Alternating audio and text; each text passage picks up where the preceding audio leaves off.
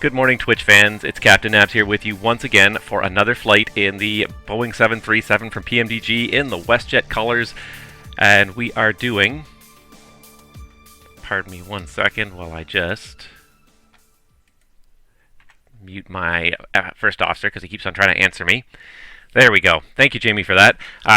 Yeah, so we are in our 737 today. As you can see, it is snowing. We're back here in Toronto, my home in the aviation world, but it is quite the snowy morning here. I actually was just, I wanted to start the stream about 20 minutes ago, and I didn't because I was still outside shoveling the driveway for an extra 20 minutes. It is a good 5 or 6 inches of very wet, heavy snow this morning, so I worked up quite a sweat getting that done. The driveway's clean now. Unfortunately, the airplane would not be clean if we walked into it. This is one thing that I think does need to be improved upon a little bit, and I think, and Microsoft Flight Simulator has improved upon this big time, is that they do actually draw snow and ice on the surfaces of the airplane if you've accumulated some, especially in flight, so that's really good, and on the windows and everything. The funny thing is that PMDG did take some effort to do it. In the flight deck here, you can see that there is some snow on the windows, especially down here. You can see a buildup of snow here on the windowsill, which is really great. I really love that, but it's a pity when you go outside and you look at the airplane, the wing is clean as anything. Nothing sticks to that wing. It's a Teflon wing.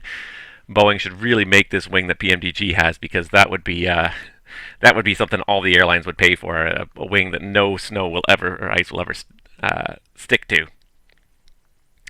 So yeah, so that's what we're going to do today. We're going to be doing a whole slew of winter ops, because it is definitely winter here in Toronto. It is definitely snowing, and the other thing we're going to do as well is talk about a little bit about de-icing. And that's going to be really nice, because we are actually going to end up going somewhere where de-icing and snow will not be a problem anymore, because today's flight is a nice straight shot due south for about 1,000 miles until we hit sunny Orlando, Florida. That's right, today's flight, Toronto to Orlando, a nice 2.5 hours in the air. It's going to be great because it's going to be warm when we get there, so hopefully we'll be dried out and all thawed out by then. Quick walkthrough of the pilot's life career and how we're doing right now. We're still working for WestJet. We're still a first officer. We got about 450 experience points to go till we get to the rank of captain. Or sorry, not quite 450, but 400 and almost 400 anyways. We got a long way to go still until we get promoted to captain, but that's okay. We're building up our flight hours, 120 flight hours. We've done 46 different flights to 21 different airports in various networks. Right now, our bank balance is sitting at $630, so it's been a pretty fun adventure. Covered quite a few different areas. We've been to Orlando before, I realize that, but I liked this schedule. This month's schedule is a really kind of nice mix. A few places I've been before, but being based in Vancouver, it's all a little bit different. So we are doing Orlando, then from Orlando, it's a straight shot back to Vancouver. Next one's going to be a long stream. I think it's a 5+ hour flight, so it's going to be a very long stream. We're also going to head up to Prince George and then down to Puerto Vallarta twice. Also hit up Victoria and Winnipeg again before we end up with a flight to Sky Harbor in Phoenix and back to Vancouver. So still tons of flights left in this season, which is, I'm really loving this season. It's a really neat mix of scenery, lots of great destinations, and I've gotten a fair amount of good ATC online throughout it. I don't know if we're going to get in today. It's early, it's morning in North America, so it's probably not necessarily going to happen, but we'll hope for it. Quick check of the job market, and there's not much out there for me. Air Georgian, I noticed this here, has offered me a job. They're defunct. They've been out of business for a year or two. Their regional routes got moved over to Jazz, so they don't exist anymore. So don't really want to work for them. If I knew the company was going to go bankrupt, I probably wouldn't go work there. And the other ones are outside of North America, not necessarily what I'm looking for in a job right now. We will consider Europe possibly next, but I don't have a whole lot of scenery for Europe. That's my problem. So I'd have to find an airline that really kind of makes good use of the scenery that I do have. And otherwise, let's just have a look at my pilot career, see how many hours we've done here. And we had a really good productive peak last spring, and we're probably going to have another productive peak again this spring. Took a little break there in that December, but overall it's been a lot of fun. I've enjoyed this career. It's a really neat way to steer my flying in a certain way, so I've really enjoyed it. So I'm just going to move this back to the current flight page, and we're going to go ahead and get this show on the road.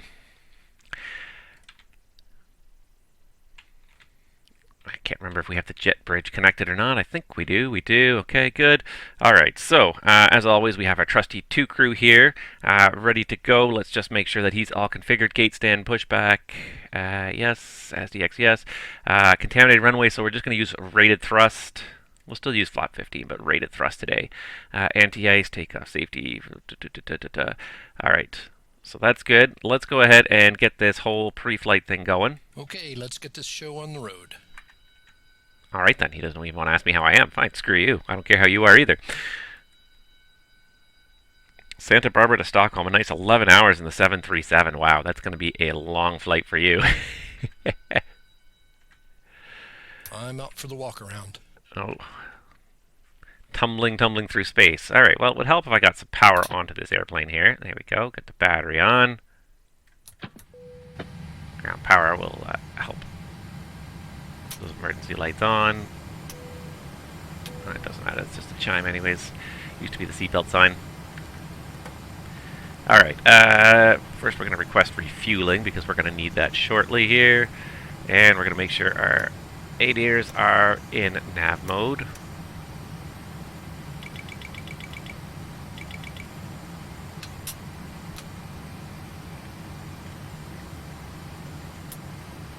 Go. Flight recorder is also working apparently. Alright, and so we got everything kind of booting up here, and we're going to get ready to do our flight. And then we'll talk a little bit about winter ops as we sort of come to it. If you're ever in doubt about winter ops, so the biggest thing is to check in your flight operations manual. Every airplane will have a section on either winter operations or what is more likely called is cold weather operations in the supplementary section of the manual.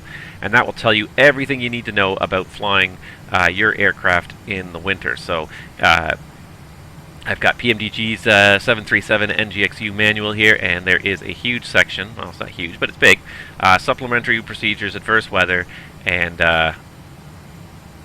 takeoff on wet contaminated runways. So adverse weather is what Boeing calls it here. A lot of other ones will call it cold weather operations, and there you go, actually, there's the cold weather operations section. So it talks all about all the different things that have to change when you're doing the cold weather operations, so expecting for ice on the pitot tubes and the wings and everything else like this. Takeoff on wet or contaminated runways. Do not use reduced thrust using the assumed temperature method if the runway is contaminated by slush, snow, or standing water. Unless suitable performance accountability is made. Reduced thrust fixed derate takeoff is allowed on wet or contaminated runways provided takeoff performance accounts for this. So we could do derated or we could do rated, but we can't do the temperature, the assumed temperature method. So that's important to know what your runway conditions are doing so that you can decide what's the appropriate takeoff power setting. And then, of course, there's all the de-icing operations, engine anti-icing on the ground, extra stuff like making sure that you have the engine, the probe heat on, the engine start procedures, how to handle cold weather starts. All that stuff is in your flight operations manual. So if you're ever not sure what to do, if you want to simulate cold weather operations, de-icing operations, check the manual for your airplane. Yeah, 737, it's max takeoff weight with 6,000 foot runway. You're going to be doing a takeoff one for sure.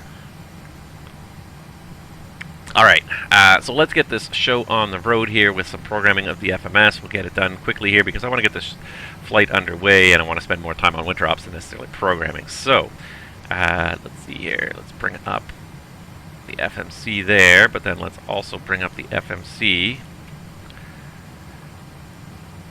on my AviaWorks tablet here, if I could just get it unlocked. There it goes. There it is, perfect. Alright, so we are going to do the FMC today. Wow, that is really just hard to see. That's almost not even worth looking at, is it, guys? It's a pity, because I just need a better camera, but that's not going to happen. Alright, anywho, so let's check the AIRAC date. February 25th is the expiry date, and it's coming up very soon.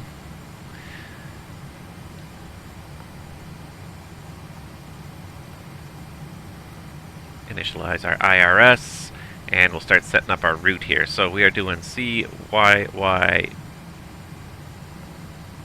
to KMCO. And our flight number today is WestJet 1000. Nice, easy to remember number there, that's for sure. WestJet 1000. Alright, and we're just going to do a flight plan request today because, frankly, I'm just trying to make it a little bit quicker.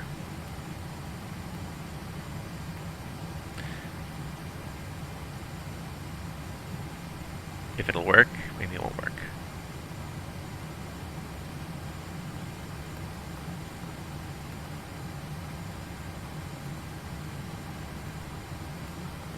Alright, for some reason it cleared out the call sign, but there we go. Let's just hit load on this.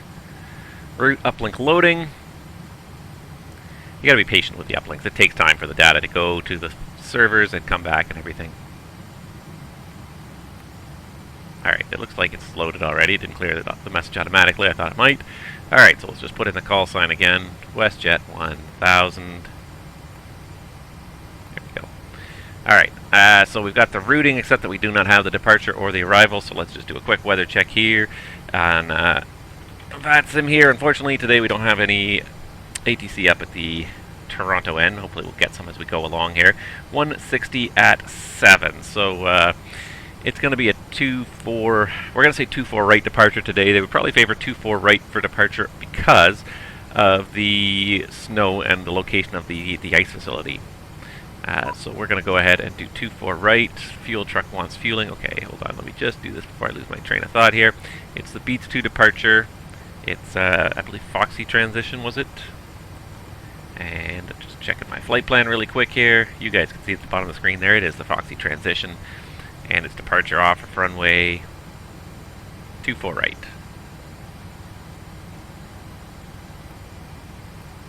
And actually, we didn't put in the arrival yet, so let me just get the fuel truck started here.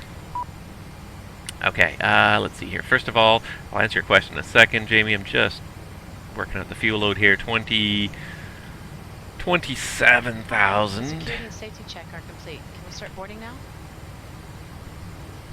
Go for it. Thanks.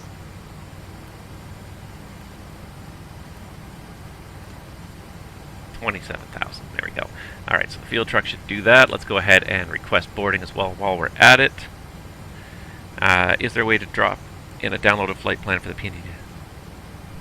I'll be honest, I don't rightly know, because what I usually do, let me just recheck. How many people do we have on this one? Payload people, we got 112. I use the SimBrief downloader, and the SimBrief downloader knows where the folders are. I think there's just one generic flight plans folder in the PMDG folder, not in the 737 folder.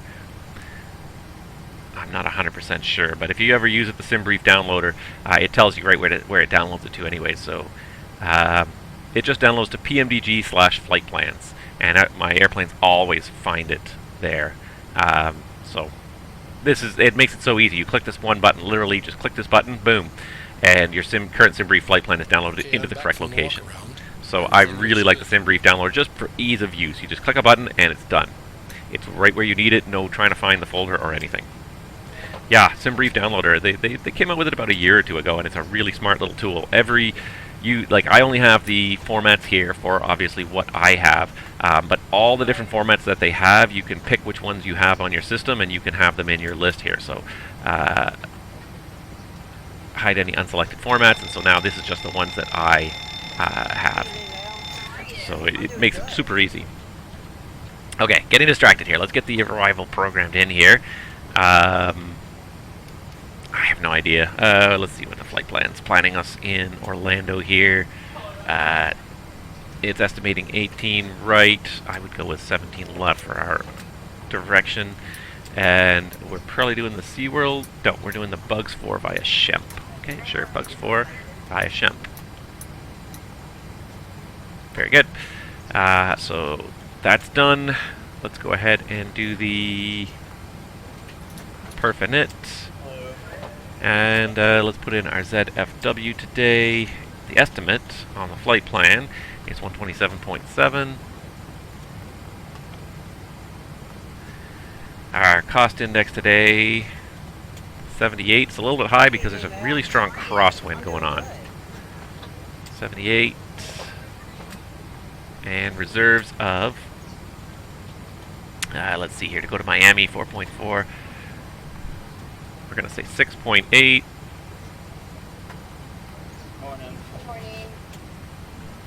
Cruise altitude today of 34,000. average cruise wind of 255 at 103, so it's not a headwind per se, but it's a big crosswind, and a crosswind will also decrease your performance because you'll have to counteract it to some degree. Not as bad as a headwind, but definitely with a crosswind this strong, it's making an impact on our flight time, and hence probably the high cost index to try and make up time. So we could do a D-rate today. We're going to do a full power takeoff just to get us past there. Alright, and we're going to do a flap 15. CFG of 21.8, and we've got numbers of 138, 139, and 147. There we go, and since I just looked at the number, we can go ahead and put it in the box here.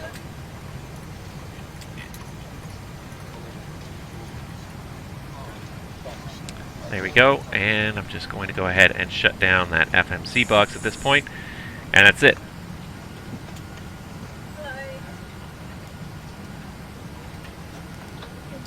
And there you go, and Travis knows that there is where the folder is. Yeah, there are different folders, but what I find is that the SimBrief downloader just drops them into this folder right here, just the generic all PMDG aircraft flight plans folder, and all the aircraft find my flight plans very easily. So you could use the specific ones for the aircraft, and I believe they all work, but you can also just use the generic one, and it should also work.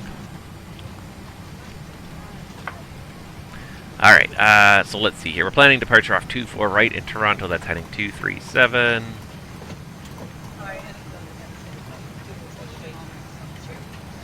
And the top altitude of 5,000 feet. Very good. Get our flight directors up there. And if we program this incorrectly, we can arm LNAV and VNAV for this departure. It's not necessary, but it's possible. And let's see here. Altimeter setting here. Sorry. Whoop. Killed that. Clicking on too many things here. 2963. So it looks like the FO has already set it for me. 2963 twice. Perfect. Just test a few things here. Test all the lights. There are a lot of lights. There we go. It looks good. He's got that set to RTO already. Everything's in the norm position. We don't need any lighting today.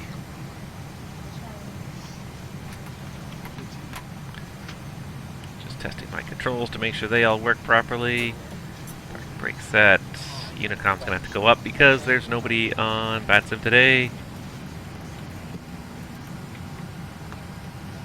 Unicom is up. I'm just going to move that armrest because it makes it easier to see the radios. 2000 on the transponder. And I'd say we're just about good to go there. Let's just pull up our terminal charts here really quickly. And actually, yeah, let's do this. Complete. We'll just edit this clip while we're at it. And, no, we just need the SID here, which is the beats to departure off of runway 24. Right, there we go. 3 passengers and 2 pilots. Those guys are going to be paying a lot for that flight. Alright, performance. Let's do some takeoff performance calculations today because today is going to be a fun day. So let's do it for CYYZ.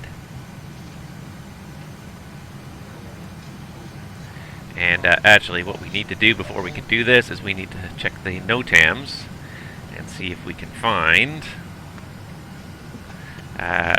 runway conditions. And I'm not sure if they're going to be on our flight plan or not. I mean, they should be in the real world. I'm not sure if SimBrief includes them or not. So let's just have a quick look-see here in the NOTAM section for Toronto Pearson and see if the runway conditions are in there. I do not see them in there. So runway conditions are always a special type of NOTAM, and some NOTAM systems capture them, some do not. So I'm going to just check and see if I can find them anywhere else.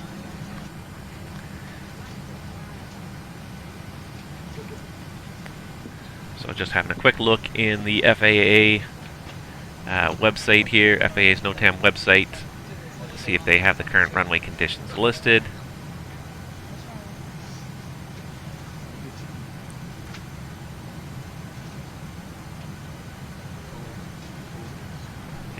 see them listed here either. Pity. Alright, one more thing I can do.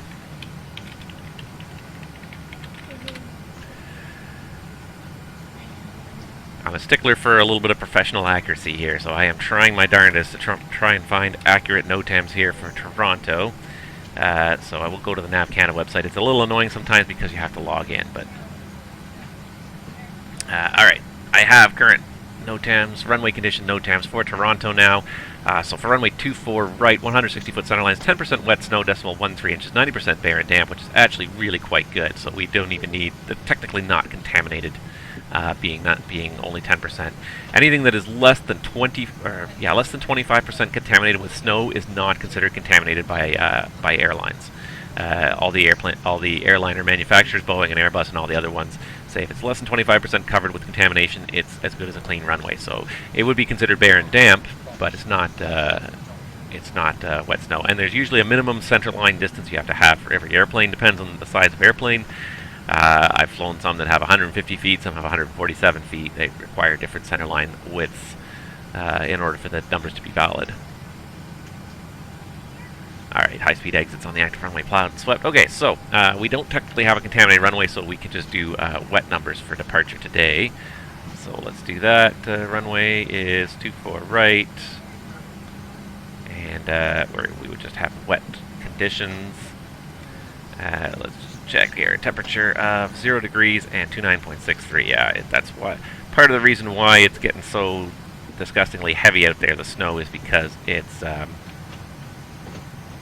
29.63 is because it's just on the threshold of melting. So we'll do takeoff, flap 15 config, aircraft config, air conditioning on and anti-ice. We're going to do engines and wings, and takeoff weight of, sorry, just looking back at my FMC here. Takeoff weight of about 155,000, we'll say. So this will probably change our V1 because V1 on a wet runway is usually lower. And C of G of, sorry, looking at my 21.8. We'll just round it up to 22 for the purpose of this calculation.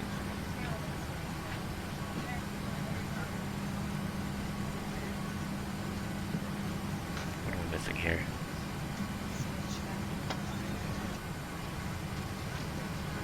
This ATM. Rating.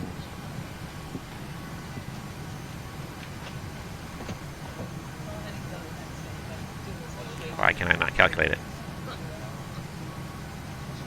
Oh, do I need to put 0/0? I probably do for the win. 0/0. It should just assume comm wins if you put nothing in there.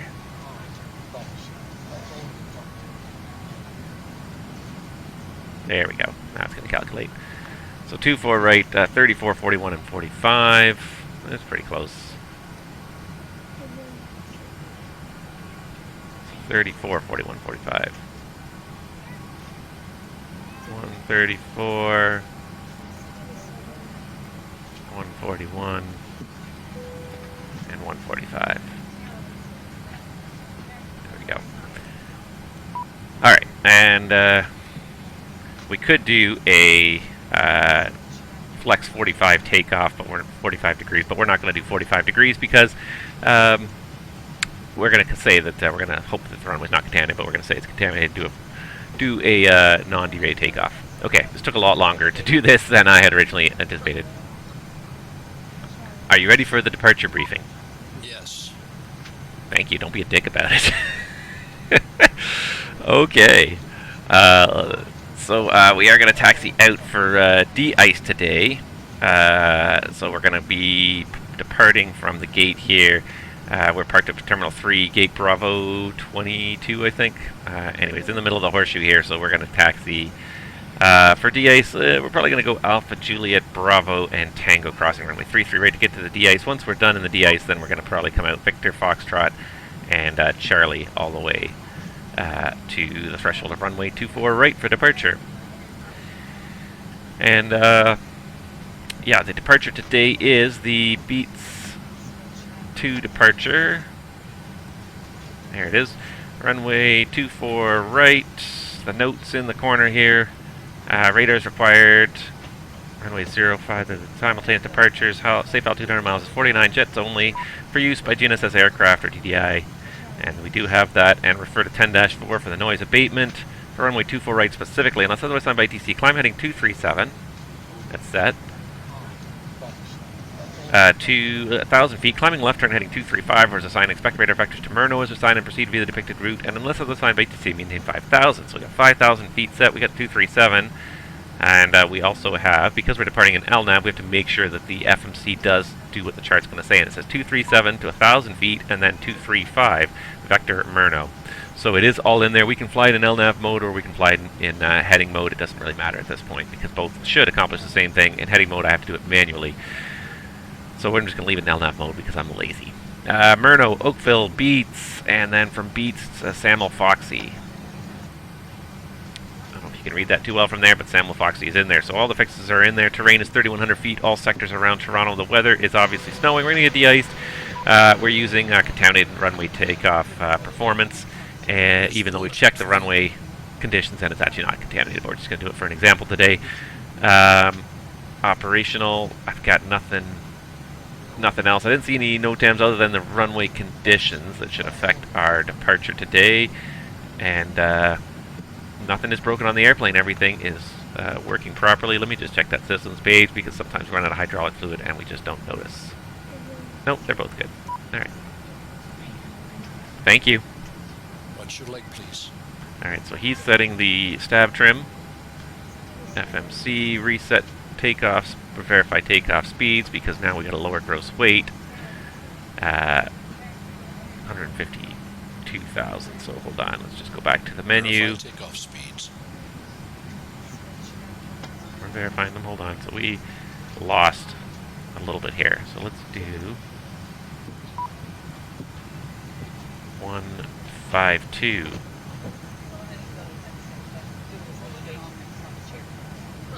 Calculate.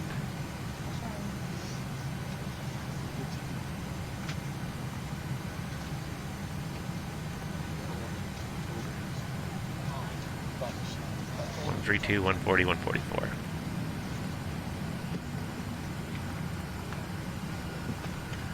Verified.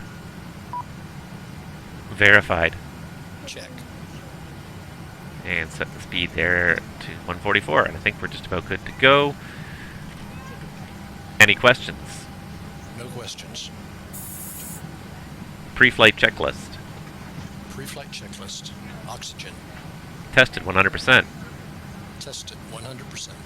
Navigation transfer and display switches. Normal. Auto. Window heat. On. Pressurization mode selector. Auto. Flight instruments. Heading 359. Altimeter 296 tree. Checked. Parking brake. Set. Engine start levers. Cut off. Pre-flight checklist complete. Checked.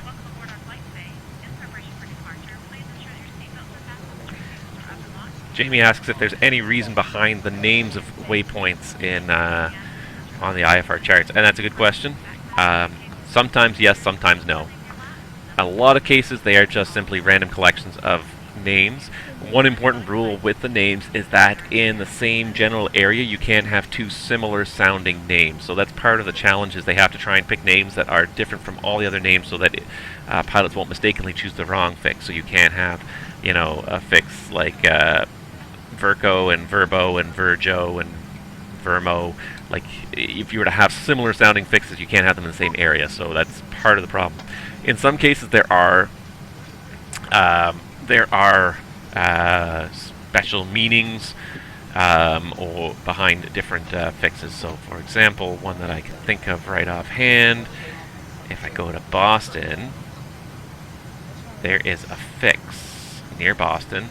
If I can find it here, it's on one of the arrivals there. Anyways, I think it's like 27 or something. Yeah. So there's all sorts of different ones, but if you take a look at the runway 27 ILS in Boston, there's a fix on the missed approach called Bo Sox, Boston Red Sox. So there's a lot of sports references. Depends on what's important in different areas, but different areas will have different fixes. There may be meanings to them. There may not.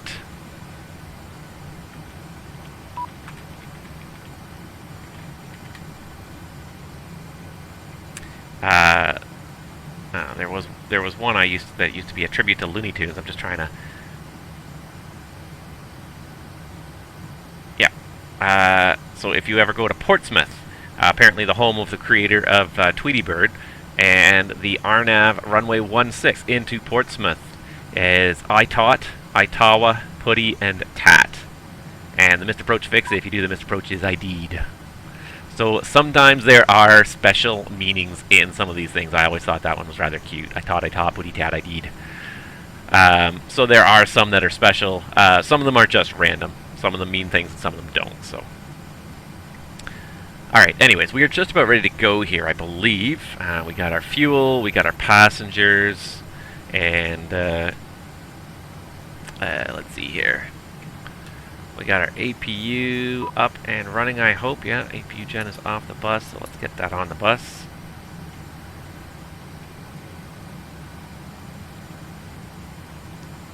Cockpit to ground. Do that. Cockpit to ground. Cockpit to ground. Go ahead. Please disconnect external power. Roger. Disconnecting the GPU. Alright, so we're just about ready to go here. I'm just going to make sure my flight trackers are ready to go. So I do use SimToolkit Pro still to track my flights in the long run. So I'm just going to really quickly pull that up and make sure it's ready to go. And I think we're just about ready. Have I missed anything? Famous last words. I think we're good.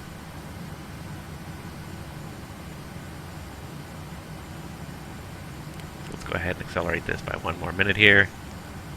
Captain, the GPU is disconnected. Hey guys, all passengers are on board. Are we clear to close? Yes. Yes. Good to go. Thank you. Thanks. I don't know what the trigger word is. Jamie asked if FS2 crew is worth looking into. And I think so.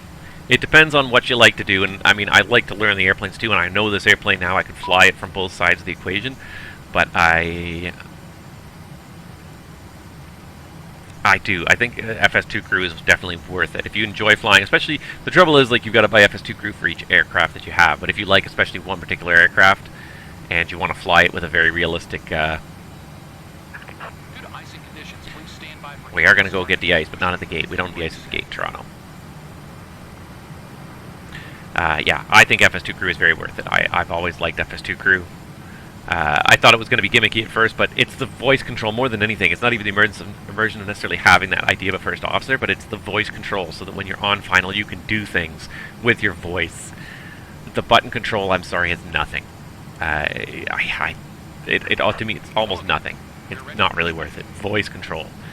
Being able to ask an FO to put the gear down, put the flaps down, set headings and altitudes and everything and speeds, everything else, that's gold to me.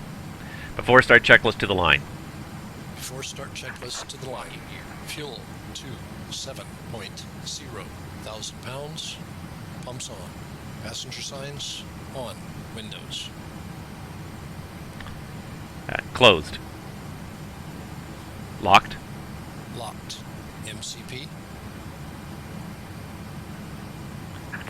departure check completed. Uh, Has been inserted. Speed 144, Sparking brake. heading 237, altitude 5,000. Checked. Takeoff speeds. V1 132, VR 140, V2 144.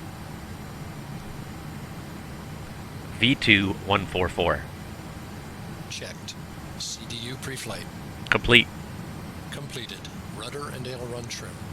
Set and checked. Taxi and takeoff briefing. Complete.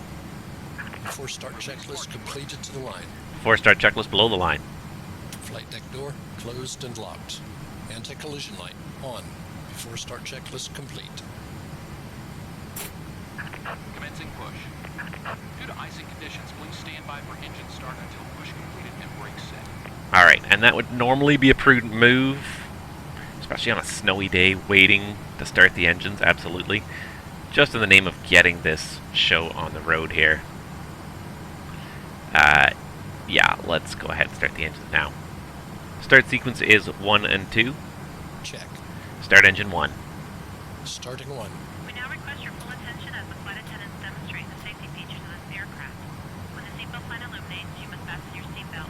Insert the flat metal clip to the buckle and pull and loosen the straps and tighten Yeah. it up. If it was actually snowy out there, definitely, but sometimes just when you're streaming, you'd also want to just save a little bit of time here, so as much as I'm in the name of realism here, let's just get this engine started. Oh, there goes somebody departing.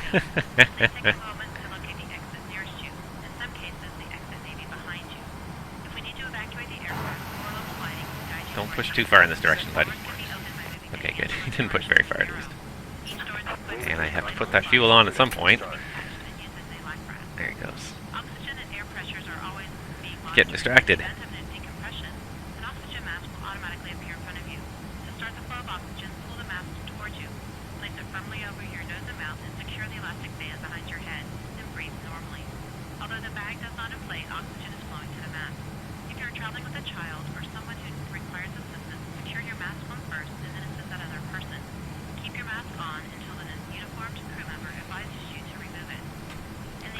Alright, looks like we got a pretty good start going on there. Nice and stable, nothing skyrocketing.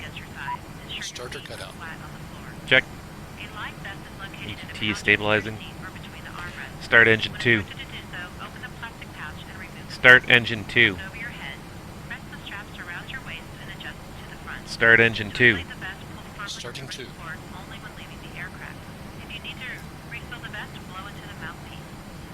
Starter valves open, and here comes N2 rotation. Yeah, we're still on version 4.5.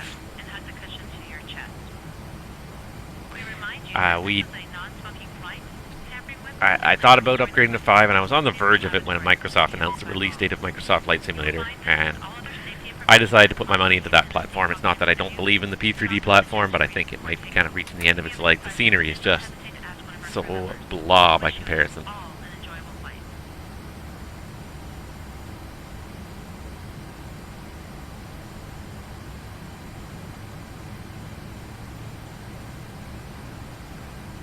Definitely some low-hanging cloud out here in Toronto today. Overcast at 400 feet, I think it was called.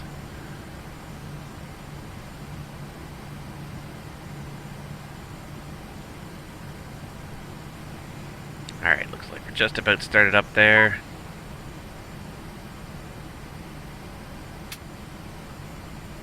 Starter cut out. Okay, so yeah, let's get these guys going here.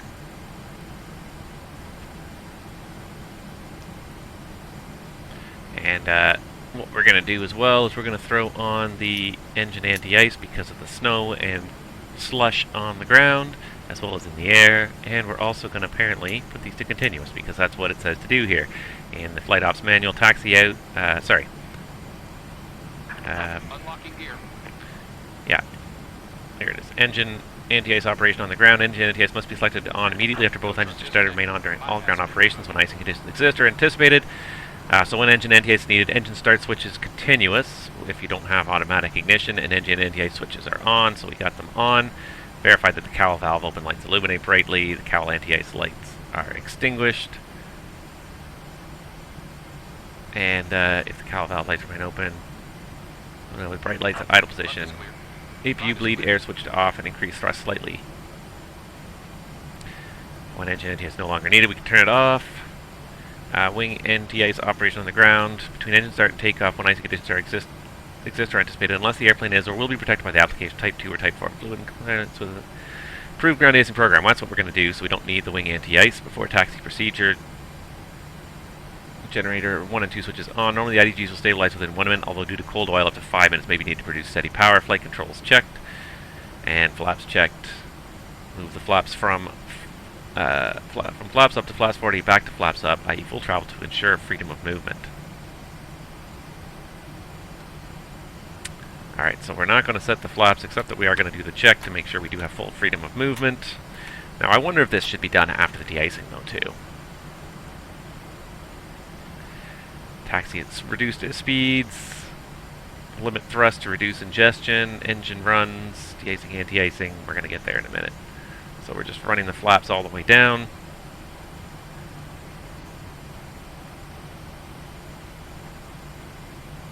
So we're just waiting for the flaps to run a full cycle here, because that's what the manual says to do.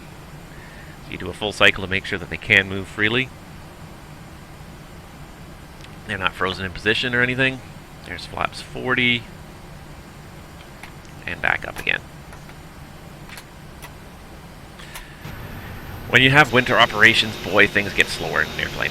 Everything goes a little slower, and especially taxi speeds too. When you're taxiing in winter, you taxi very slow. 10 knots is usually, most airlines, is the limit when you're taxiing on a snow or slush covered apron.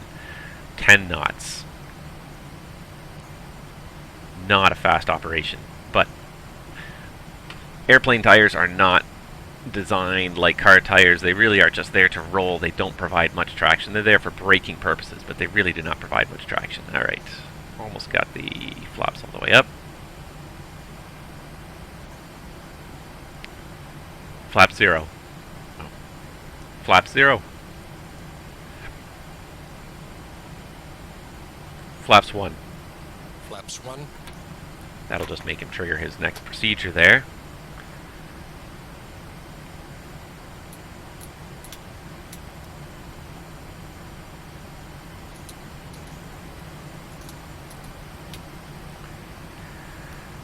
But we're going to leave them up for the taxi out to the de-icing bay, and while we're at it, actually, we're going to go ahead and start trimming full nose down while he's doing the rest of his procedures.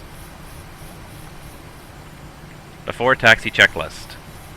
Before taxi checklist, generators on, probe heat on, anti-ice, engine anti-ice is on, isolation valve auto, engine start switches continuous, recall checked, auto brake, RTO, engine start levers, Idle detent. flight controls, Checked. dispatch clearance, Checked. checked. Before taxi checklist complete. Clear on the left. Clear right. I lied to my FO. The flight control check was not done. But he wouldn't progress without it. Normally you would do the flight control check after de-icing to make sure that the icing fluid is not clogging the flight controls at all. Set taxi light to on. Taxi light on. So, but we are just gonna, sometimes with FS2 crew, the only thing about FS2 crew, and I like it a lot, is that when things are unusual, especially things like de-icing and whatnot, it's not necessarily well simulated, so we just have to sort of force it to go along. Force it to move along. Alright, still no ATC here, so just a quick call. Toronto traffic, WestJet 1000 is at Terminal 3, taxiing to the CDF via correction Bravo, and Tango crossing runway 33 right.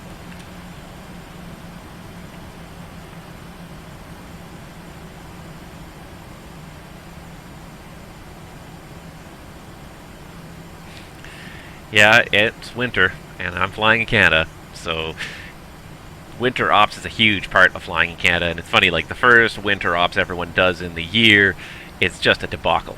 It's always a debacle. People are like, where do we find, where's that checklist again? What do I have to do? What's the order of things? And things just always, the first time you do winter ops, the first time you go do de-icing or do a takeoff on a contaminated runway, it's always a little bit of a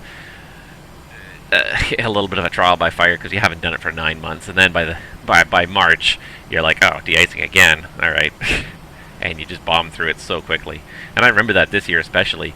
Must have had a bunch of new guys when I went to the de-icing pad for the first time, because it took like 25 minutes to de-ice our airplane the first time around, and that's shouldn't be like that. That is a ridiculous amount of time to de-ice an airplane. You know, depending on the type of airplane, but for you know, for a smaller airplane, it shouldn't take 25 minutes. It should take 5 minutes, 8 minutes, 10 at the most. It took us like 20 minutes, and I know it was long because the other guys were passing us. There was another plane that pulled up after us in the next bay, and they were gone first. So every inch of that runway. Yeah, gross takeoff weight at 6,000 on a 6,000 foot runway. Yeah, you're going to use every inch of that runway. The cabin is secure. Checked. There's another thing that wouldn't happen in the real world. In the real world, if you go for de-ice, the cabin crew doesn't report cabin secure until after de-icing is complete. They'll know when you stop on the pad for any length of time. They'll see the de-ice trucks moving into position. They'll see the de-icing happen. So they won't call usually secure until after de-icing is complete. And that's because it can take a long time for one thing.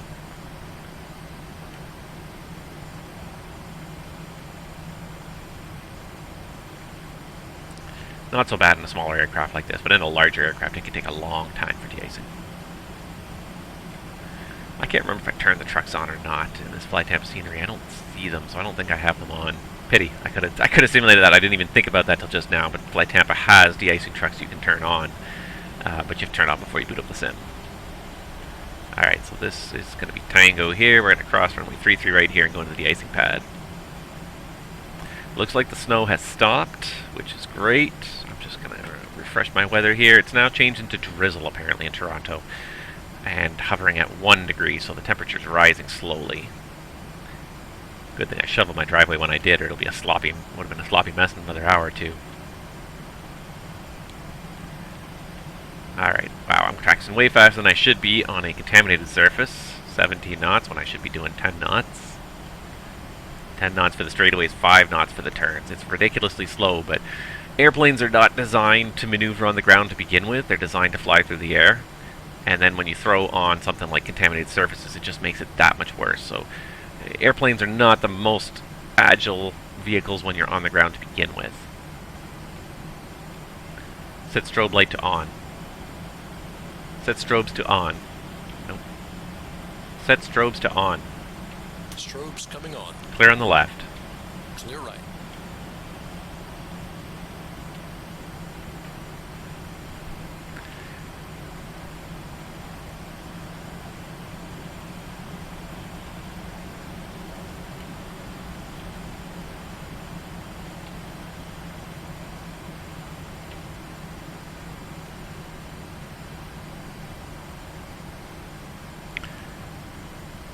Set strobes to off.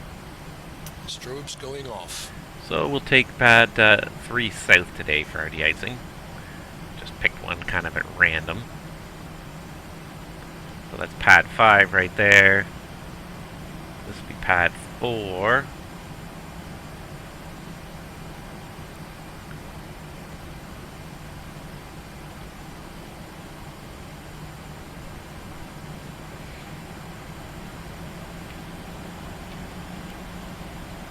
So why do we use a central de-ice facility in Toronto? Why do we not just de-ice airplanes at the gate like they do at a lot of other airports? It's a great question, and it really comes down to the environmental impact. Spraying all this glycol around onto airplanes is really not good for the environment. And of course, what happens if you spray it all at the gate? There's a couple things. First of all, it's a hazard to the employees because there's other people working in adjacent gates, so there's glycol that blows from one gate to the other. These are backwards. This is 3 south. I never noticed that. This is 3 south. So there'll be blowback to adjacent gates. There'll be de-icing fluid dripping off the airplane onto the ramp. That'll make it really slippery for the next operation at that gate. And it's also terrible for the environment because then all that glycol that's at the gate eventually just runs into the sewers nearby and out to the stormwater system. So by having it at a central de-ice facility, you keep it very safe and isolated, organized, and as well, most of the fluid that's used here is recovered. All the fluid that falls off the airplane, that falls onto the pads, is recovered in 2 ways. One, it's recovered by recovery vehicles. So there's special vacuum trucks that just drive around after de-icing is complete. They drive up and down in just like a grid search pattern and just suck up all the de-icing fluid mixed with snow and water and everything else and take it to be disposed of properly, to be recycled in a lot of cases. And also all the drains around the de-ice facility, will also lead to special holding tanks where all the de-icing fluid will be connected. So none of the fluid that's used on this facility will run off into the drainage ditches around the facility. It'll all run off into special sewers, get captured, and it'll be, in a lot of cases, the glycol will actually be filtered and reused on another aircraft. So it saves cost, it saves the environment, and it makes the operation a lot safer by having a CDF. Not always feasible at a lot of airports where space may not exist, but definitely a better option whenever it's possible. So that's why we have a CDF at places like Toronto Pearson. Okay, so for de-icing, anti-icing, flaps up. They are up. Thrust levers idle. They are idle. Stab trim full nose down. I did set full nose down. Engine bleed switch is off.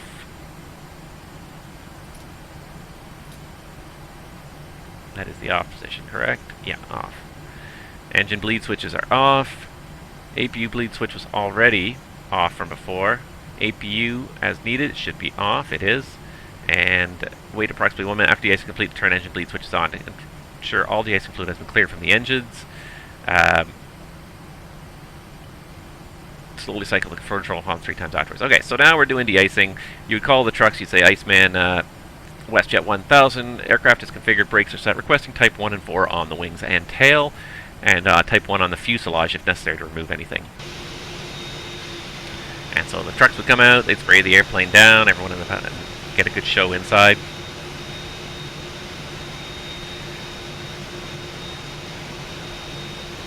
And so you'd use type 1 and 4 on the wings, use type 1 on the fuselage potentially. If there's a lot of buildup of snow, that can add a lot of extra weight on an aircraft that you may not need, you may not want, and it's also possible that the snow can impact the tail on takeoff and start blowing off the aircraft and possibly stick to the tail. So if there's a small amount, usually it's not so bad, but if it's a large amount on the top of the airplane, you'll probably want to get that removed as well. While we're sitting here, I'm just going to make sure my pilot life career did start. It did. Very good. Alright, so it would take 5 or 10 minutes, and then you get a radio call. WestJet 1000, you've been de-iced with type 1 and anti-ice with type 4 holdover time began at whatever time, 15:44, or whenever they started spraying that type 4 fluid. All men and equipment are clear, hold position, and contact pad control ready to resume taxi. So that is your signal there that if everybody's clear, then we can go ahead and do what we need to do, which is start a timer, because we're not allowed to turn the bleeds on for 1 minute after de-icing is complete. So there's a timer. Flaps 15. He won't do it, will he? No. So I'm going to set it manually here.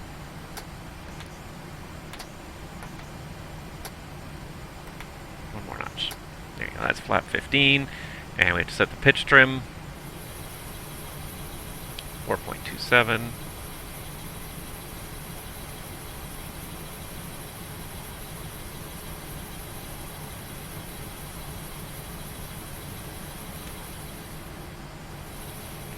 And it said cycle the control column 3 times. So as part of our flight control check, we would normally cycle the control column once anyways to check it. However, after de-icing, they want to make sure that any potential fluid that might be trapped in the elevator is drained out by moving that backwards and forwards 3 times slowly. And then of course we'll continue with the rest of the normal flight control check. And the rudder. And there's 1 minute on our timer. So we can now put our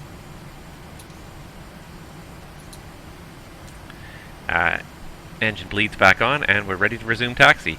We'd probably have a checklist at this point to confirm that we've done everything correctly. However, we don't, so we're just going to continue. Pad control WestJet 1000 is ready to resume taxi. WestJet 1000 with the green light on the signboard, make the left turn, hold short of Victor.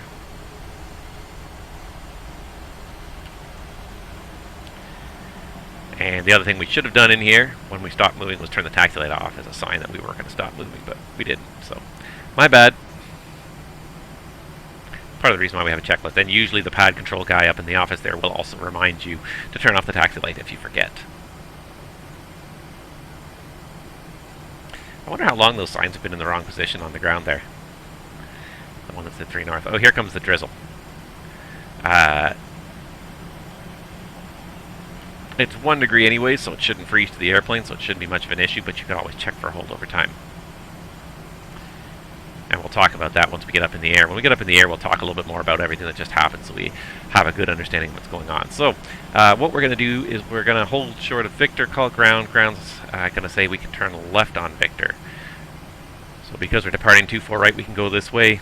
This is one of those little odd things that you learn as you sort of spend some time operating in Toronto. Pad 1 here at the de-icing bay is also taxiway Victor, and depending on the capacity needed in the de-icing bay, and it's funny, 1 north, 1 south is fine here, that's correct. Depending on the capacity needed in de-icing bay,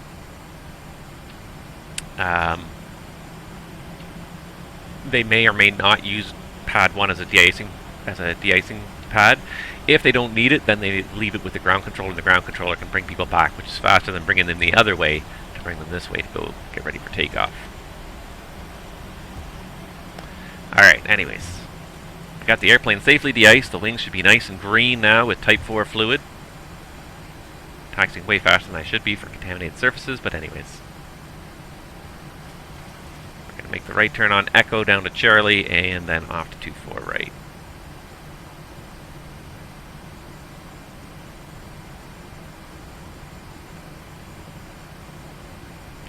If it's raining only, it's not so bad. We can taxi a little faster. But airplane tires are not designed for snow. They do not... It's not that they don't corner well, but definitely without...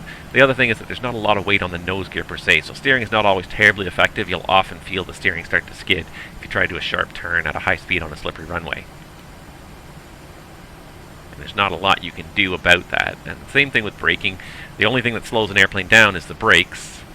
And if you have a slippery surface, they're not going to be terribly effective. So you never want to build up a lot of speed to the point where you won't be able to stop quickly should you need to. So 10 knots is a very typical taxi speed in contaminated conditions. A lot of aircraft will stick to that.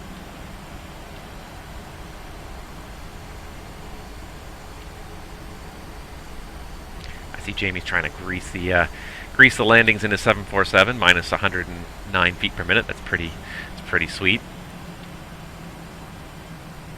Especially for a 747.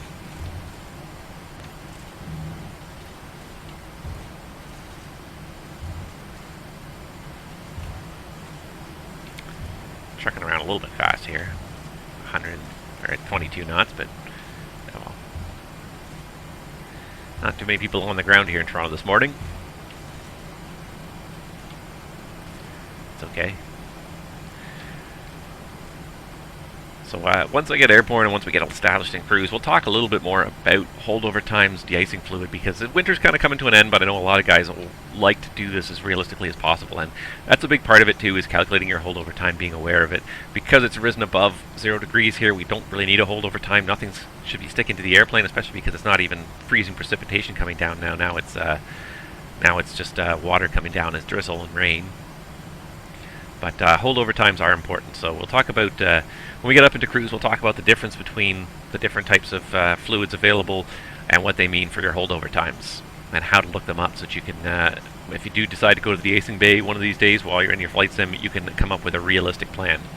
It's usually not much of an issue. I have, in my entire career, had twice my holdover time expire, and I've actually had to go back to the de-icing bay for additional de-icing twice. Funny enough, both times it happened, it was in Montreal. But out of, probably hundreds of times I've de-iced, I've only ever had the holdover time expire twice. So it's not too bad. It's not something most of the time that will be an issue, but you need to be ready for it just in case. You need to be aware of it. You need to plan that into your strategy, because if it is a busy day, that can impact you. Sometimes, and that's what usually the problem often is if there's too much of a lineup, you can end up running out of holdover time before you get to the runway. Alright, let's do this.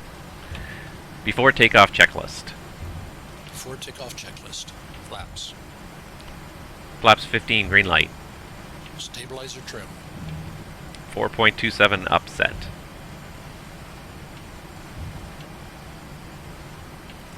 4.27 set. Set and checked. Before takeoff checklist complete. Seems to be good enough for him.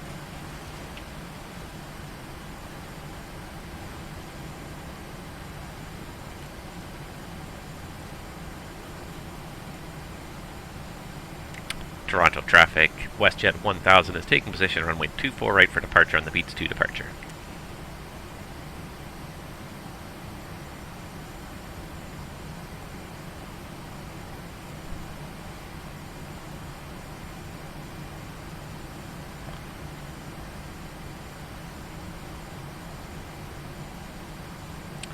Clear on the left.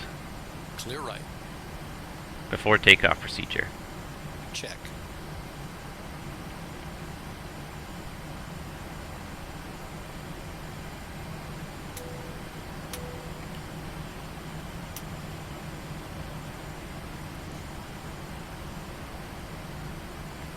Ready to go. Checked. Because of the rain, we should also have the wing anti-ice on now for the takeoff. Not so much for the taxi out, but it's for the, once we get airborne, we're going to be into icing conditions right away. Alright, all ready?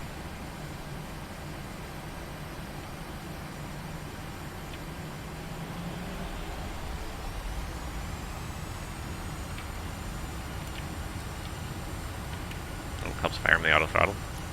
There we go. Takeoff. Check. Thrust set. Checked. 80 knots. Checked.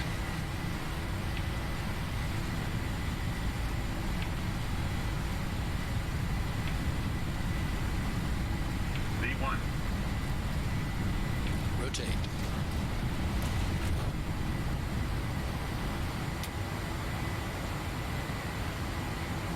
Positive rate. Gear up.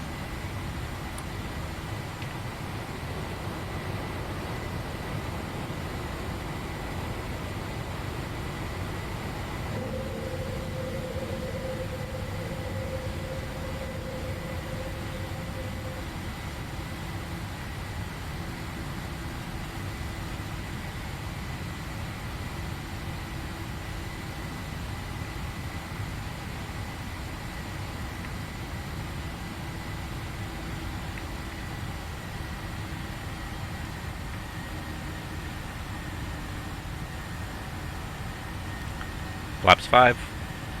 Flaps 5.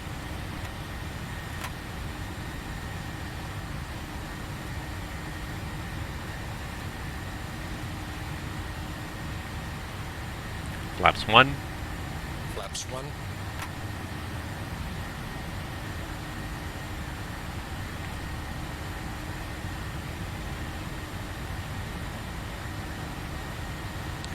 Flaps up. Flaps up.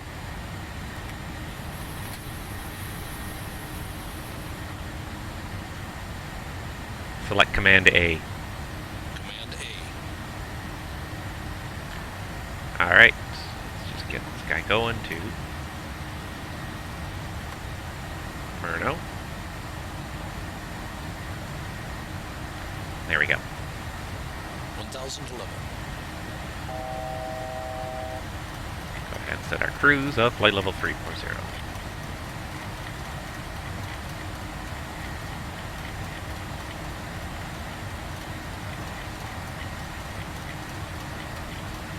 We'll get there. After takeoff checklist. After takeoff checklist. Engine bleeds. On. Packs. Auto. Landing gear. Up and off. Flaps. Up. No lights. After takeoff checklist complete. Checked.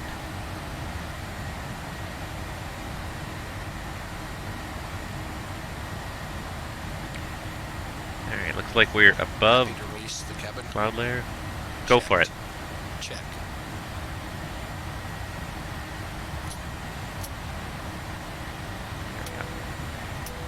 Get the engine anti-ice off as well because we're airborne and we're on our way to Orlando. A little quiet through the takeoff there because you gotta focus on doing the job. Really, I should not be saying anything till we get 10,000 feet under a sterile flight deck, but anyways. 13,500 foot runway, yeah. There's not too many runways that long that you get to play with. Denver is a great one if you want to go play with some long runways. And Chicago's new runways are getting to be massive as well. That new runway in Chicago is done, actually. It's quite nice. It's finally, there's an end in sight to all the airside construction because that place has been a nightmare for 2 years now of, oh my god, every time you go there it's different the route you have to take to get to the terminal because there's so much construction going on at in Chicago, so it's kind of nice that they finally got that done. So yeah, used a 2.7 center for departure already now. And now they've closed 27 right, 9 left, so that they can extend that one to about 10,000 feet as well. So the construction's not done, but it's starting to approach the end game, I think. Which is nice to see. to Alright. release the cabin now? Go for it. Check. It looks pretty nice up here. Not too much wind, or not too much cloud up here, which should be a good indication. It's probably going to be smooth, hopefully. How's the wind doing? We're getting about 40 knots. Unfortunately, today we're going to get a large crosswind. What we can do now that we're airborne is we can go ahead into route data and we can send for a wind uplink. So we send for the winds, and about a minute or so we should get the winds back, and it'll give us a more accurate profile of what time we're actually going to get to Orlando at. So 1823 Zulu. Okay, not too bad. A little bit later than I originally planned on, but yeah, the 737 BBJ is pretty nice. I imagine it's going to be really nice if you're sitting in the back, not so much in the front. You want to get to the other side of that door. Cruise wind uplink ready. Excellent. So again, let's do a quick little look here and see how much this improves it. So 1823, 11 tons.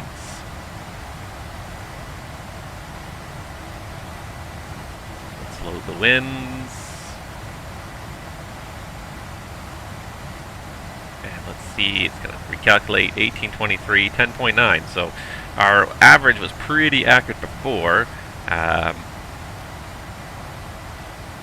now we've got a more precise wind at every location. So before, where we had just one wind value all across the board that was an average of what we were going to see, now we've got an accurate wind all the way across. It's going to peak at about 143 knots here at SPA, which I don't know what SPA is. That's Charlie West. SPA, I feel like SPA is something in Georgia. I can't remember what it is though. But yeah, still got this jet stream, the same jet stream that's bringing all this cold air down to Texas. It still hasn't moved too far. It's just a river of air moving at a hugely high speed across the ground here. Now, we only needed, I think, 6.6, so we could also bump up our cruise index here. Cost index, I should say, 1823. It was already somewhat high, but we could probably bring it higher. What if I double it to 200?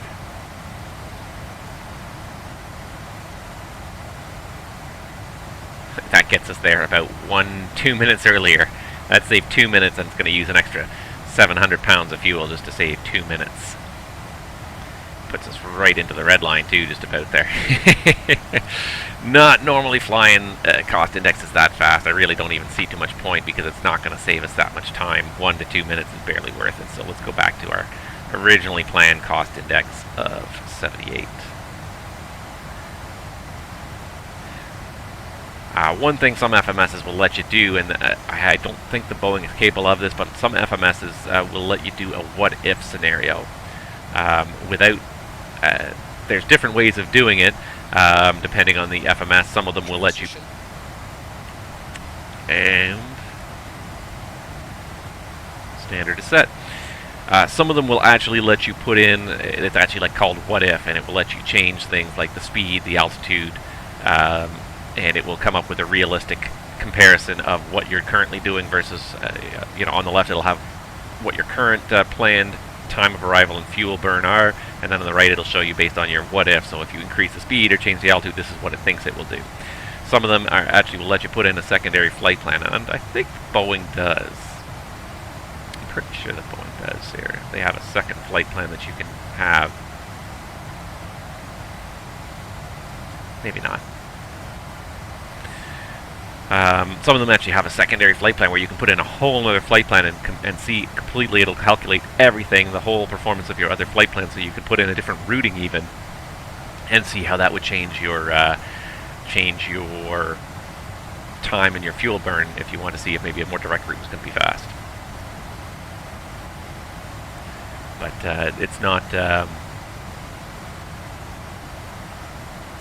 It's only as accurate as the information you put in there, and the one sort of factor that often does not play into the secondary flight plans properly is the wind. The winds will just be at best an estimate, so they'll give you an idea. If the difference is a lot, then maybe it's worthwhile. If it's only a small difference, then it's probably not worth making any changes. And that's why, cost index 200 rolled the speed way up to the red lines, consumed 700 more pounds of fuel to get me there 2 minutes earlier. Not really worth that in the grand scheme of things. So, but it's nice to have those what-if pages where you can play those games and evaluate and say, is it worth going faster or not? Is it worth going up to a higher altitude? But again, the speed changes are easy because the winds are already laid in along your route. Anything else where you change altitudes, any assumptions about the wind of those altitudes are just going to be just that. They're going to be assumptions. They're probably not going to be totally correct, so they may not result in the best estimates for your secondary flight plans for your what-if situations. Alright, what have we got going on here? We just got a master caution. Why did we get a master caution here? Why did we get a master caution? I don't see anything. Oh, wait, what do we got here? Auto fail. Oh, hey! Look at this. We actually have a failure. And, yeah. Did he not set things correctly? Okay, so, first thing, any pressurization system failure, first thing is, let's level the airplane before we get any higher. 1011. So there we go. So we got 250, it's going to level off. Give me a second. We're going to pull out my 737 QRH because, yeah, we just had a failure. Huh.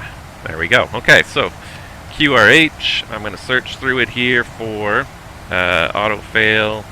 I'm going to guess probably pressurization auto fail under, no, auto fail 2.2. Let's see if that's the one. Yeah, that's the one. Cabin altitude warnings. Okay, so auto fail or unscheduled pressurization change 2.2. Auto fail or unscheduled pressurization change auto fail may or may not be illuminated. Condition, one or more of these occur. Automatic pressurization mode has failed. The cabin altitude is not controllable. And one thing I did note here, actually, I had a quick look. It looks like our cabin altitude is way up. No, sorry, our cabin altitude is down at 0. Our differential is approaching the max, so we obviously have a problem here. So objective is to maintain control of cabin altitude. Increasing thrust may ensure sufficient air supply to control the cabin altitude. Our cabin altitude is too low, actually. We have a too much differential, so we don't need to increase thrust. Auto fail or unscheduled pressurization change. One at a time. Engine bleed switches both. Verify on.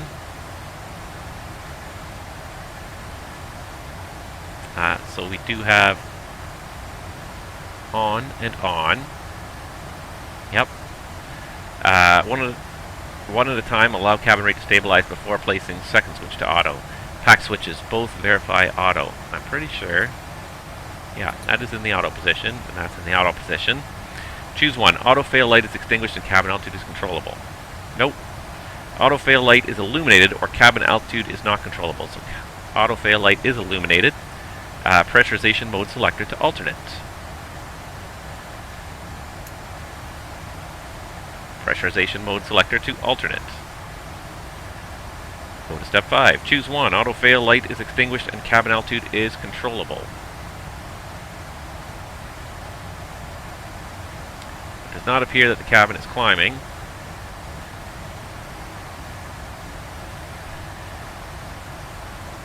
So auto fail light is illuminated or cabin altitude is not controllable. Go to step 6. Pressurization mode selector to manual. Manual. That definitely did something. Outflow valve switch. Adjust as needed to maintain correct cabin altitude and rate of change. Alright, so cabin outflow switch. Let's see if we can open it here. Because we have too much pressure in the cabin. Aha! And we have had an impact. Our differential's going down, our cabin is climbing. This is a really awkward angle for me to work at here, so let me just switch views here. There, it's a little better anyways. Alright, so now our cabin is climbing way too quickly there, so we definitely... It works. Cabin altitude is controllable. We are going to have to really watch this, though. This is going to be a pain in the butt today, to say the least. Because it takes a little while for adjustments to the outflow valve to have an impact on what the airplane's doing, but it looks like it's working. Alright, so cabin altitude is controllable. Go to step 13. Checklist complete, accept deferred items. Deferred items. Descent checklist, pressurization, adjust outflow valve switch as needed to maintain correct cabin altitude and cabin rate of change. Recall checked, auto brake, landing, data, and approach briefing. Alright, so approach checklist, altimeters at pattern altitude, outflow valve switch. So we've got a special checklist now we've got to do. We're going to close this a little bit more. So we can resume our flight, or we can continue our flight. We're just going to have to manually manage the pressurization system, which is a royal pain in the butt. But hey, that's kind of fun. We actually had a failure. So we did manage to solve the problem, so we're going to resume our climb now. Push the altitude intervention. That'll get it back going into climb mode here, up to 340. And there we go. So, yeah, interesting. I have not had a service-based failure in the 737, I think, yet, other than just running out of hydraulic fluid periodically and having to refill it before we take off. So that's kind of neat. That is really neat, actually. I wasn't expecting that, but it seems like the situation's been dealt with. We're going to have to monitor it closely. It's not going to be particularly comfortable with passengers because of the pressure changes. It's kind of hard to manage these pressure changes. Nobody likes 1,000 foot per minute climb, so we're going to try and just change that valve in little spurts, and our target is about a 500 foot per minute climb for now. What we're also going to have to do then is every time the power changes, that's also going to change the bleed air going into the cabin, which is going to mean we're going to have to change that outflow valve again to adjust it. So we're going to be monitoring that constantly throughout the flight, which is going to be a pain in the butt, at least until we stabilize and cruise. So now that we've got the failure taken care of, we're going to do what's called the ABCs, which is ATC, backend, and company. Those are the three people you need to let know about anytime you have a problem that forms in an airplane. ATC, backend, and company. ATC, we don't need to inform in this case. So for this particular failure, and this, by the way, guy, you should have turned these off after takeoff. So for ATC, this is a failure that is not going to affect us in any way, shape, or form at this point. We had a pressurization issue. Before we leveled off, we should have notified ATC if ATC was online, but other than that, we haven't needed any interference from ATC, and we won't need any special handling. It looks like we can continue normally, so we don't need to notify ATC anything anymore. Back end. I would not tell the passengers if we had a small issue like this. It shouldn't be impacting any. It's not impacting our operation. People just get worried when they think the airplane's broken, so better not to tell people. But the back end is two parts: it's the cabin crew and the flight and the passengers. So the cabin crew, I probably would let them know that there's a pressurization issue. It's we are able to manage the situation, but if there are any problems with the if they notice any problems with the pressurization, or it's possible that we could have a rapid descent at any point in time, just to be ready for that, just so a little bit of awareness on their part of things to be watching out for. And then company, we do need to let company know. It's not an urgent situation, but before the airplane can now return from Orlando, someone's going to have to examine why this broke and potentially either fix it or defer it. So, cabin altitude. Now I let the cabin altitude get too high. Bah humbug, see?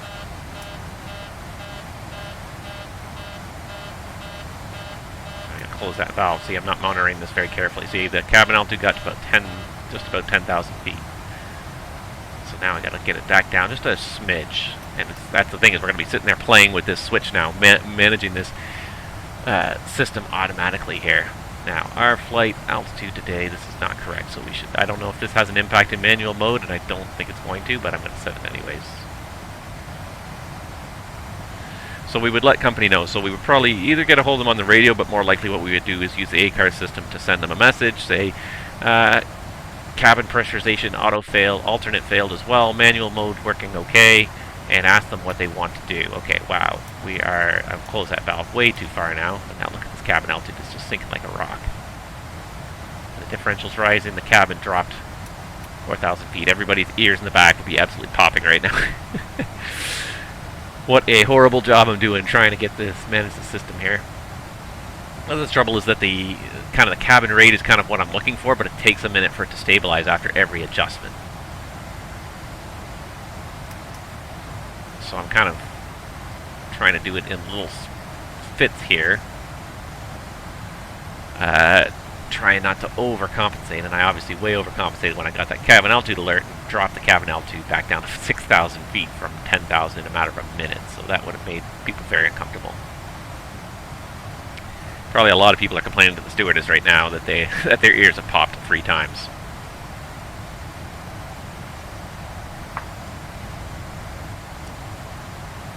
So we'll have to monitor this. This is going to be a pain in the butt because we're going to have to monitor it the whole time.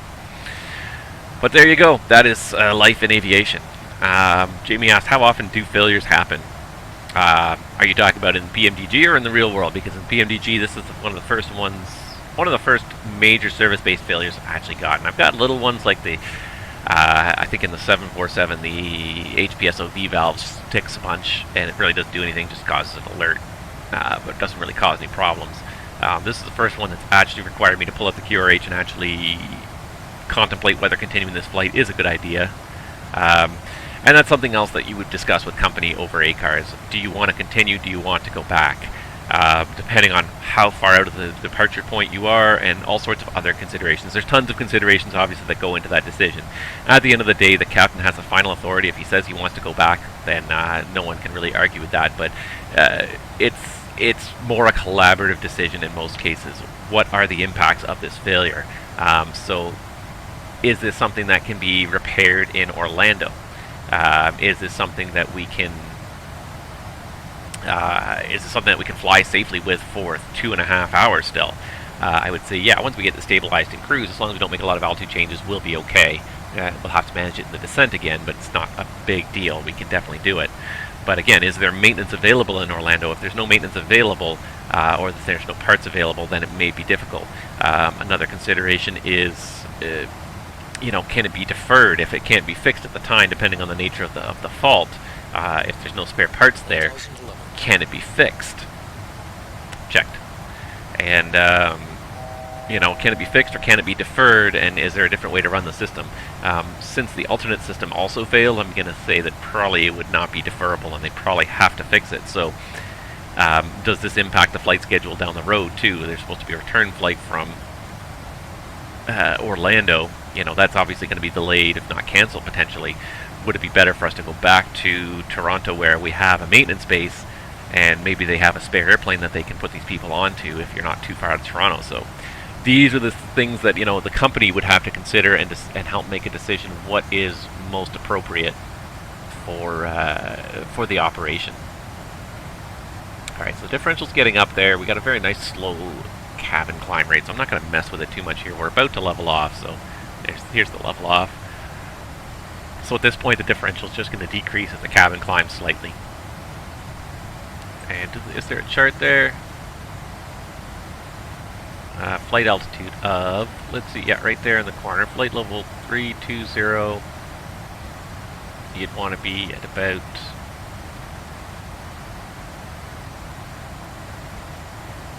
7,000 by the looks of it. Between 6,000 and 8,000. Closer to 8,000. So we'll let it climb a little bit. It's climbing just a little bit, 200 or 300 feet per minute. We'll let it climb a little longer till it gets to about 7,500. Then we'll try and close that valve just enough to hold the pressure in there. And it's a balancing act. That's the funny thing, is it's a real balancing act. Because the way the pressurization works in any airliner is it controls the pressure inside the cabin by controlling the amount of air flowing out of the airplane.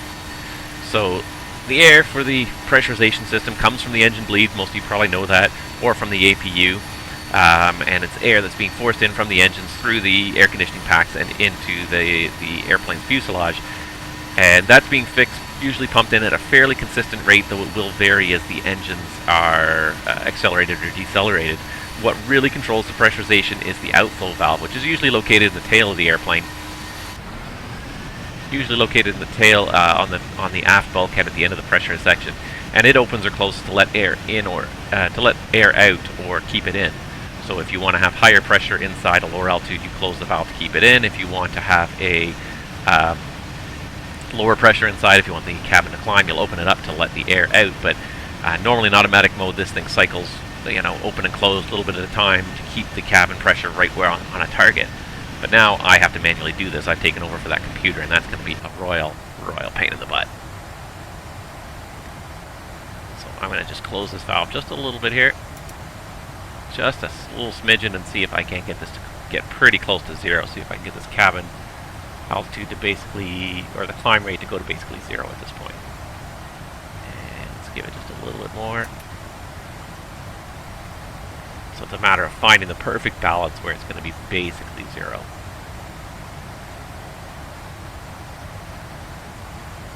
Not quite.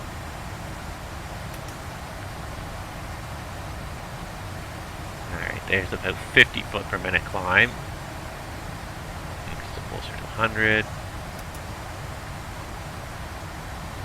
There we go. Looks like that's very close to zero. It's still climbing ever so slightly. We'll get the cabin alert if it climbs too far, but it's climbing at like maybe 20 feet per minute. It'll be a while before it climbs a couple thousand feet to bust the cabin altitude. So I think we're probably okay.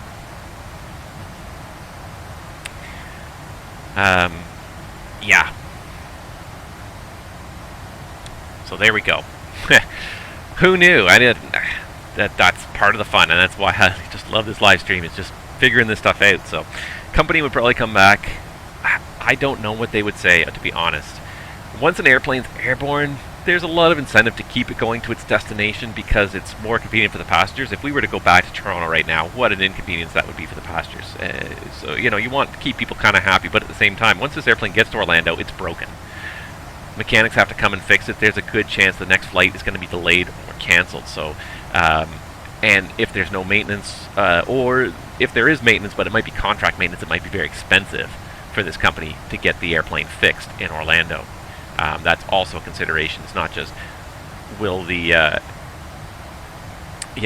is it possible to do it, but also how much is it going to cost the company versus sending this airplane back. This whole flight was wasted. Any expense on this flight was wasted, but they have another spare airplane hopefully to put on this flight with a delay. And there's all sorts of things you have to think about. Like the flight crew as well has a limited duty day. You know, will they have enough time now to go to another airplane, start it up, load all the passengers, take off, and go down to Florida and come back if that was their plan in the day that remains, or is it going to be too tight now and they might need to find a new crew to go and fly the next flight, to go fly the replacement flight because this crew now will have used up enough of their day that they can't finish the whole flight in a day.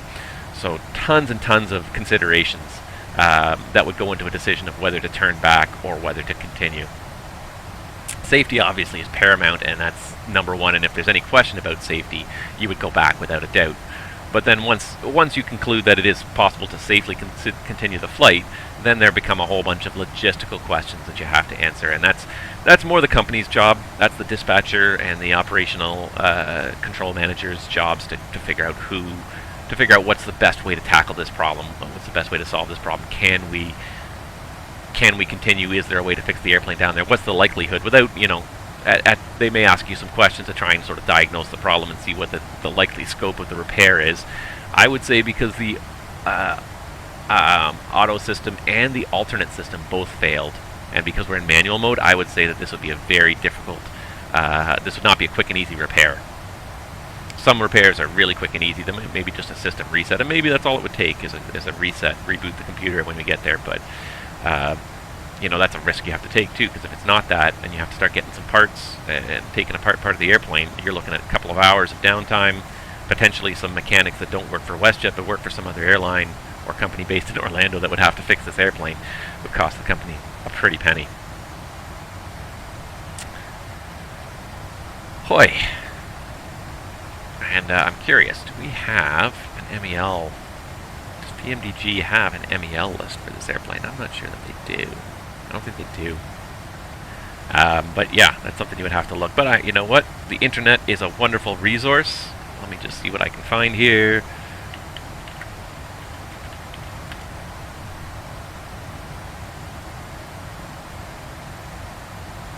And look what I found.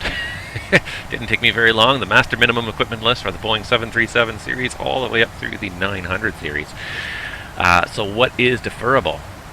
And 21 is air conditioning, so we'd skip right to 21. This is just changes. Okay, here we are, 21.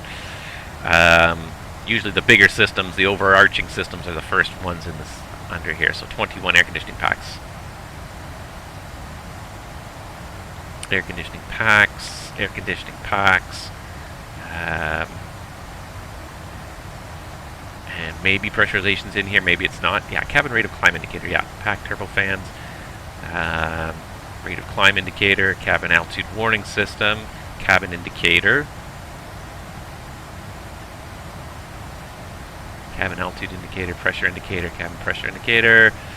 Cabin pressure control system, analog control system. So, nope, not these ones because we're not the 500, we're the 800. So, cabin pressure control system, digital control system, automatic modes. Number installed 2, so there's the automatic and there's the alternate system. 1 number required for dispatch 1, so one of them has to work. 1 may be an operative provided manual mode, operates normally. Inoperative controller is deactivated. An auxiliary fuel bleed air pressurization system is, if installed, is verified to be operational prior to departure. So there's a couple of different contingencies. We could do that, or we could do this one here, prior to incorporation of these service bulletins, depending on what series you have.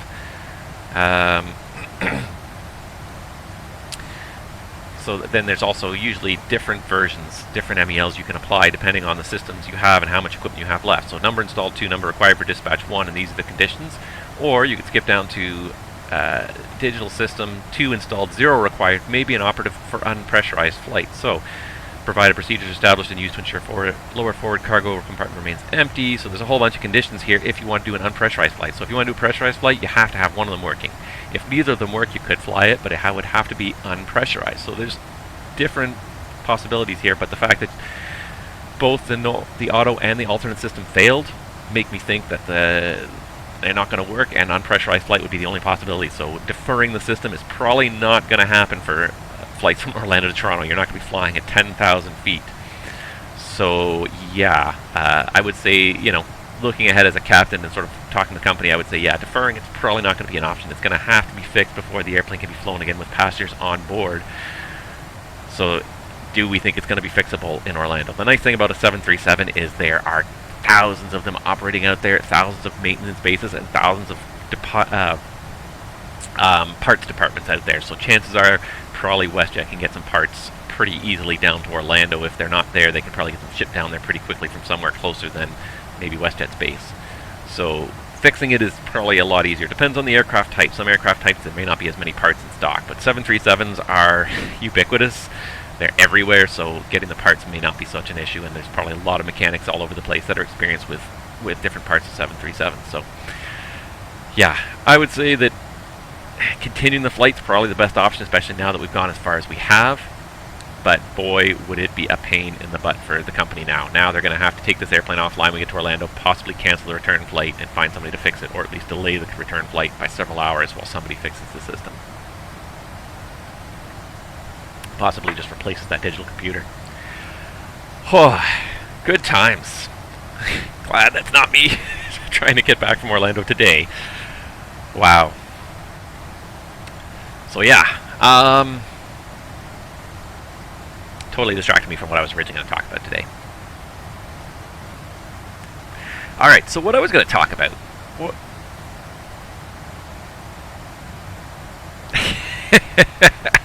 That is an excellent question. Will the government give credit against the mandatory passenger quarantine period to make up for the repair delay? I'm going to say no. I'm going to say regardless of what happened at the airline level, the government is probably going to say your quarantine starts when you reach Canadian soil. That's my educated guess. That when the minute you pass customs is when your 3-day quarantine in Canada starts. That's my guess. Because the trouble is, at the airport in Orlando, you're not going to be sitting on the airplane, you're not going to be isolated, you're going to be wandering around the terminal for 3 or 4 or 5 hours waiting for the airplane to get fixed, so you're still going to be exposed to people in a foreign country in Orlando. So I would guess that, no, your quarantine period, you wouldn't get any credit for your quarantine period for the delay. The time that you get to Toronto, or wherever you're going in Canada, would probably be the time your quarantine started. That's my guess. I don't know. you would have to. I'm sure that our company, the company operations, would know that, would have an answer for that. And if they didn't, they would talk to customs and find out. But I'm sure that's probably the answer. Is your quarantine starts when you reach Canada Customs. They don't care where you're coming from. You're going into quarantine regardless. So yeah, what I wanted to talk about today was, and it was kind of relevant earlier, was winter operations and specifically de-icing airplanes and how to do it realistically. All about de-icing and de-icing fluids. So in order to kind of understand a little bit about de-icing fluids, you just have to understand a little bit about the history of the fluids and everything, because there are 4 types of de-icing fluids out there. There's Type 1, Type 2, Type 3, and Type 4. In the beginning, there was only Type 1 and Type 2. And Type 1 is, and still really is, the only de-icing fluid out there. Type 2, Type 3, and Type 4 are actually considered anti-icing fluids. So what's the difference between de-icing and anti-icing? De-icing is removing contamination from an airplane, be it snow, frost, ice, any kind of potentially solid contamination from an aircraft, anything that could impede airflow over the wings. So that's Type 1. Type 1 is de-icing fluid. Types 2, 3, and 4 are anti-icing fluid. And anti-icing fluid is not designed to remove contamination that already is on a wing. An anti-icing fluid is designed to prevent further contamination from forming on a wing or on any of the important critical surfaces of an airplane. So for Type 1, if you've ever seen it, it's orange in color, and it's basically water. It's a very thin liquid. It's like water. It just flows off the wing, and it's the only one that's applied heated. And because it's trying to remove contamination. So de-icing fluid will be applied heated. The ideal is that it should leave the nozzle at 60 degrees Celsius, and it then helps remove contamination from the wing, partly with the inertia of the flow on the wing. So partly it just sort of blows away the contamination, but also the heat also will make sure that anything that's solid that's adhering to the wing is also melting off as the de-icing fluid is being applied. And when I talk about the wing, I talk about the wing, the tail, all the critical surfaces, any surface that's being de-iced. So Type 1 is the de-icing fluid. It removes contamination. Type 2, 3, and 4 are the anti-icing fluids that prevent further contamination.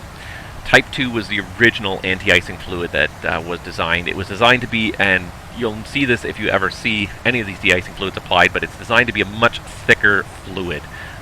It sort of has similar properties to Type 1, and that's a glycol-based freezing point depressant. It will, it will prevent.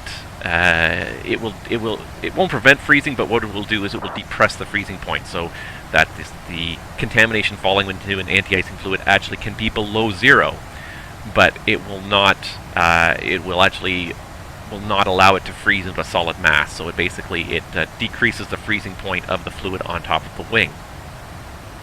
It's a mixture of glycol and water and a few other things, and the Type 2, 3, and 4, the anti-icing fluids have a thickener that's applied in there, so it gives it a consistency of almost like a jello, a very kind of thick, sloppy kind of consistency that once you spray it somewhere, it stays where it's put. Type 2 was originally designed, I forget what the rotation speed was, but it was designed with a certain rotation speed in mind, and what happens is that on the takeoff roll, as the airplane accelerates and the air starts blowing across the wing, it starts blowing all that fluid off the wing. So it's got to be a very careful balance with an anti-icing fluid of being thick enough that it doesn't run off the wing on its own, but also being thin enough that when the airplane starts accelerating and the air starts blowing over the wing, that it starts blowing off the wing and comes off the wing, because you want the wing to be clean. You don't want the stuff to be sticking to the wing once you get airborne. The whole purpose of de-icing and anti-icing is that once the airplane is ready to fly, when it reaches rotation speed, the wing is still clean, and it needs to be clean and smooth in order to generate enough lift to get an airplane airborne. I've done enough de-icing and anti-icing and winter operations courses to know that it takes a layer of frost or ice, the thickness and consistency of sandpaper, to basically cut the lift of a wing almost by half. So just imagine just a thin layer of frost like you might see on your car on a winter morning.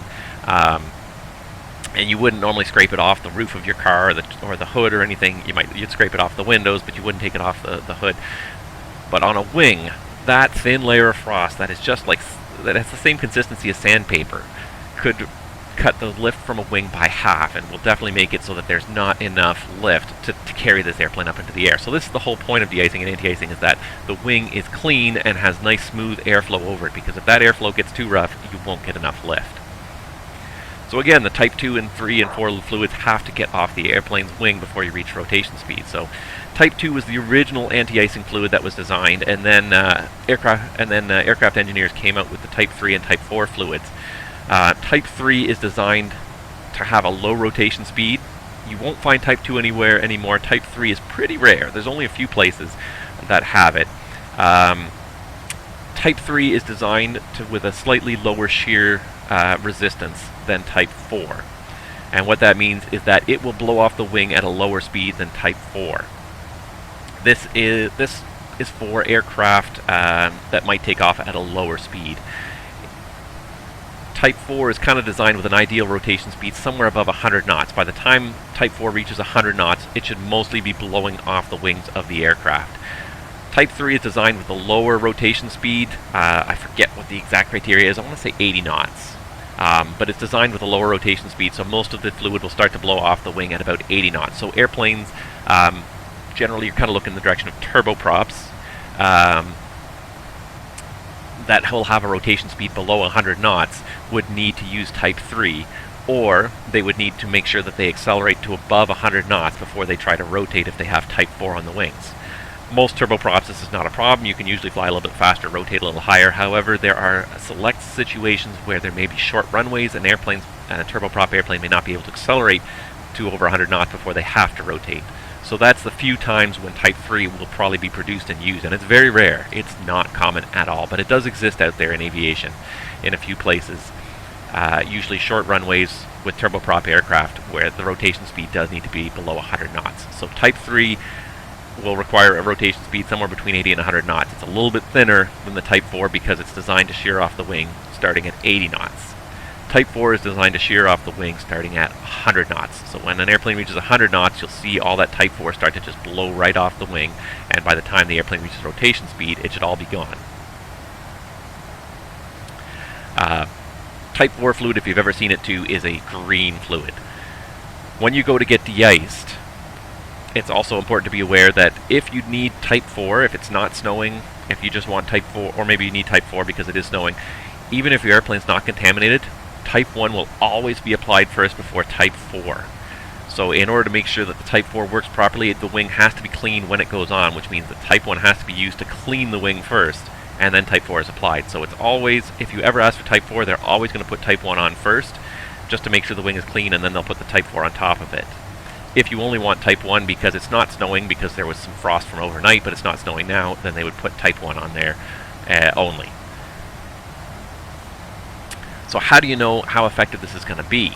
And this is something very important, and you can find it, just Google it, just if you Google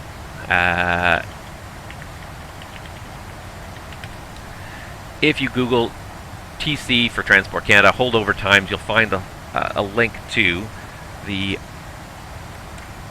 holdover times guidelines from Transport Canada, and these are updated every single year based on the latest research.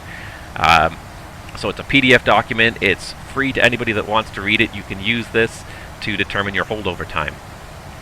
There's a whole bunch of verbiage here. You can read all about the explanation of what it means, but the big thing is to skip down to the tables here and see the different tables that we've got here. So first of all, the first table is actually an active frost. So what is active frost? Active frost is if it's nighttime and frost is actually forming on the airplane, the fluids will eventually fail. They won't last forever. Eventually they will lose too much of their ability to absorb more water and moisture that they will eventually fail. But if you have active frost and you have Type 1, this is your holdover time right here. It's 45 minutes unless Note 5, value in parentheses for aircraft with critical service that are predominantly or entirely constructed of composites. So these are kind of normally predicated on aluminum, aluminum metal wings. If you have something that's made of composites, then you'll have a little bit lower time because it doesn't hold as much heat in. But for Type 1, if you defrost an airplane with Type 1, you have to take off within 45 minutes. If this time passes, then the fluid has failed and it actually becomes a contaminant as well. It's so cold that that it's at risk of sticking to the wing as well, and you'll need to actually get it removed. So you actually have to de-ice the de-icing fluid if the holdover time expires. If you're using type 4, type 2, 3, or 4, your holdover time can be very long for frost. If it's not too cold, your holdover time with type 4 can be as high as 12 hours. So you spray it once with 12 hours, and your de-icing fluid will hold out for that long, 12 hours. Frost is not usually simulated in the simulators, so we're not going to spend too much time dwelling on that. If you are using type 1 fluid only, so if you want to simulate using type 1 fluid only, saves the company money. This is the biggest thing with type 1. If it's not actively raining or, you know, anything, then type 1 is fine because you can just spray it on the wings, it washes everything away, and great, it's gone. If it's maybe very lightly snowing and you've got a quick takeoff, you could probably get away with it. So here's some of the times, just to give you an example. If it's close to freezing, if it's -2 degrees, so -3 and above, and it's very light snow, 18 to 22 minutes. So if you think you can get from the start of your de-icing to the takeoff roll in 18 minutes, then go for it. Then you can use type 1, you'll save your company a whole bunch of money.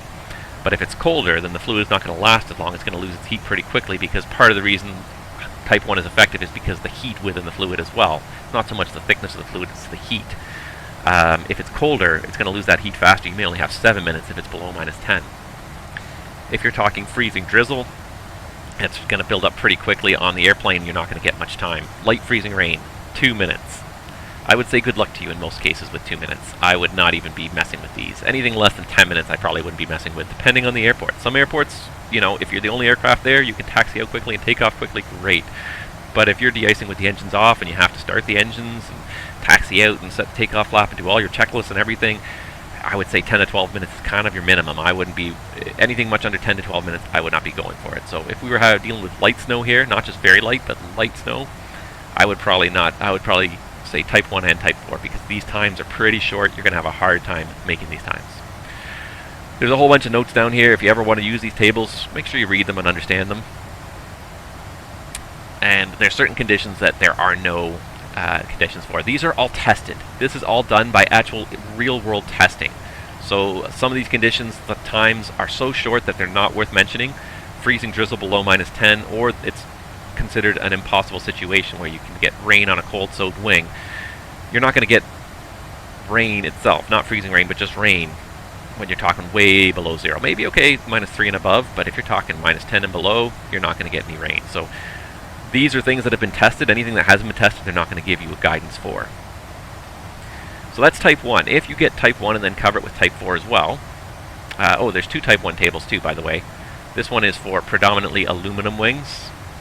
This one is for predominantly composite wings. So depending on your type of aircraft, if you were to have a Cirrus, for example, that's a whole composite airplane, you would use this table. The times are a little different. If you had type 2, there's a table for type 2 fluids. And then this is the generic. For all the rest of these fluids, there's a generic table, and then there's a specific table. Where am I here? Guidelines. So type 2 fluids, so there's a generic, and then there's all these different brands. So each brand was tested individually. If you know which brand you're using, you can pick one of these tables. If you don't know which type of fluid you're using, you'd use the generic table. So because again, in the simulator, you're not really sure what they're using, I would go for the generic tables. These are kind of the worst case scenario of all the different chemicals, so you don't know which one you've got. They take the worst case out of all of them and put them into one table. So this is type 4 tables. So let's say we had light snow, or even light freezing drizzle before we left Toronto. It was pretty close to 0. It was -3 and above, depending on the concentration. So if it's 100% fluid, or if it's 50-50 with water. If it was 100%, if it was freezing drizzle, we'd have 40 minutes with the type 1 at -1 degrees. If it was a 50-50 mix of fluid and water, you'd only get 15 minutes. So you would have to determine this from the person who's applying the fluid. They should tell you the brand of fluid, the concentration, but if in doubt, take the most conservative road, take the 15 minutes. Most airports you can make it off the runway in 15 minutes. If it's lightly snowing, you may get 1 to 2 hours if it's very lightly snowing with type 4. So type 4 gives you a very long holdover time. It sticks to the airplane for a nice long time. So today, if we had done type 1, if it had been, by the time we left, it was actually light drizzle, which actually you'll notice there's nothing for 0 and above, because in theory you don't need anti-icing fluid for 0 and above. If you're above 0, I mean the -3 here counts, so let's say you had freezing drizzle and it was 100% fluid, we would have had 40 minutes from the time the first de-icing fluid is applied until we take off. There's a few supplemental guidance tables that are important to be aware of. The most important is the snowfall intensity versus visibility. So when you see the METAR and it says light freezing drizzle, you don't trust, or light snow, you don't trust that it is light snow. What you do is you look at the actual visibility reported and compare that to this table here. So if it's daylight, it's -1 degree or above, and the visibility was 2 miles, that would be considered light snow. If the visibility was greater than 3 miles, was 4 miles, it's very light. So this table is what determines, back here, whether you're using the very light snow, or the light snow, or even the moderate snow category. And that goes for snow, snow grains, or snow pellets. Very light, light, or moderate, depending on the table here in the supplemental guidance. So daylight or darkness, the actual temperature, look at the visibility, and that'll determine whether you have light or medium snow, light or moderate snow. One thing you'll notice about these holdover time tables too is that very light, light, and moderate snow, there is no holdover time for heavy snow. If the visibility falls below, let's say it's daylight and the visibility falls below a half mile when it's -1 degree, you cannot take off. There is no de-icing fluid in the world that can handle snow that is falling that heavily that it's half mile because of snow. It changes from daylight to darkness just because of the way we perceive light and measure distance, visibility. So that's why daylight versus darkness matters, but there's nothing for heavy snow. This red category here, heavy snow, there is no holdover time that works for that. You have to wait until the snow lets up. Once it goes back to the moderate snow, then you can go get de-iced, and then you can go depart. But no de-icing fluid, no de-icing fluid in the world has ever been certified to be usable in heavy snow. Likewise, for other conditions here, you'll see other conditions. There's freezing drizzle, and there's light freezing rain. So if there's light freezing drizzle, it's okay. You can't have heavy freezing drizzle. You can't have moderate or heavy freezing rain because these have never been tested. No holdover time in no de-icing fluid in the world has ever been tested for these and has been able to get any measurable holdover time. So if you have moderate freezing rain, you're going to have to wait till the freezing rain lets up, or at least changes back to light, before you can go get de-iced and depart. All of these times are predicated from the time that the first anti-icing fluid, so the first type 4 hits the wing. The second that first type 4 hits the wing, the timer starts, and normally when you're getting de-iced at the central de-icing facility, they would give you that time. They'll tell you when they're done, they'll give you the summary of what fluid they used, they'll say everybody's safe and clear, and they'll tell you what time that fluid started at, so you can start your timer appropriately and measure time. So you would look at the time, they said, oh, we de-iced at, oh, there's the cabin pressurization, it finally climbed too high. So let's just close it just a little bit more. Oh, no, don't stick. Oh, stupid switch stuck, now it's going to go down way too fast. Okay, that's just the cabin pressurization horn. That's not unexpected. We're going to get that probably today.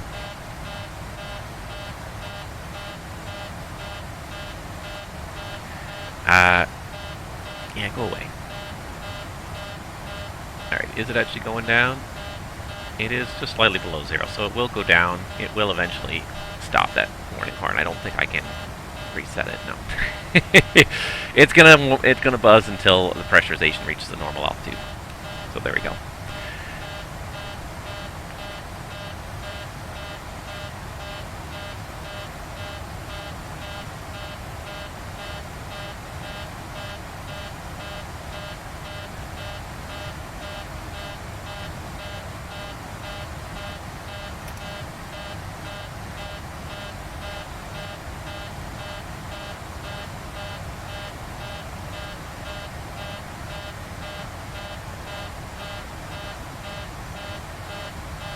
It's going down. So that's my spiel on de-icing fluids and how to deal with them, what they mean. It's not a hard topic once you sort of get an understanding of it, but it's something that we don't deal too much with simmers because we don't have deteriorating performance because of de-icing. That being said, Microsoft Flight Simulator does simulate icing on the airfoils and in the engine intakes, and it does reduce the power and lift as an aircraft accumulates ice, which is great. I love that. I think that's great because it's so realistic. But they don't simulate de-icing anyways on the ground. That's more in-flight icing, which is a whole nother story. But nevertheless, even though the sims don't simulate it, that's definitely a procedure that adds interest, I think, to flying, to try and deal with these situations as they unfold. Try and deal with what the real world is throwing at you, like we're dealing right now with this cabin alarm because our pressurization system failed. It is going down. I don't know at what point that alarm will go off, but at some point it will go off. So we're on our way to Orlando. How are we doing here? We've got 18:24. We've got an hour and a half basically till we get to Orlando.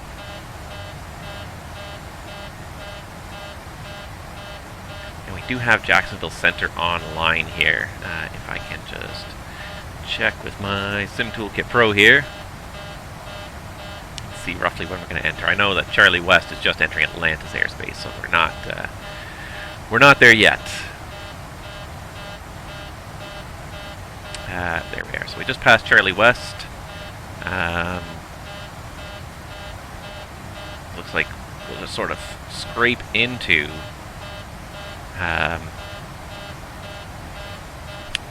Jacksonville's airspace right here. So let's see if I can figure out what fix that is for my flight plan here.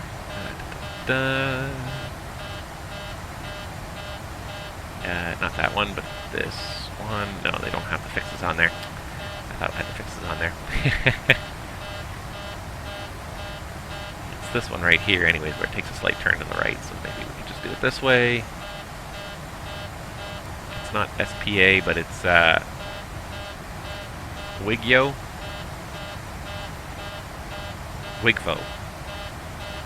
So Wigvo, I guess, in 320 miles we're going to enter Jacksonville's airspace, so that's a ways to go. There we go.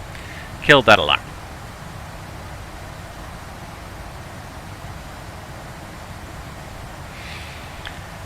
Alright, so how fast is it going down now? It's going down 100 feet per minute. Let's just open that valve a smidgen and see if we can get it to settle nice and close to 0. Hopefully it's not going to go up anymore. And hopefully we'll leave it for about 20 minutes or so and then check it again. Hopefully it won't go off again. We will make it to Orlando with our failed pressurization system. It's not gonna stop this flight. It will stop the next one, however.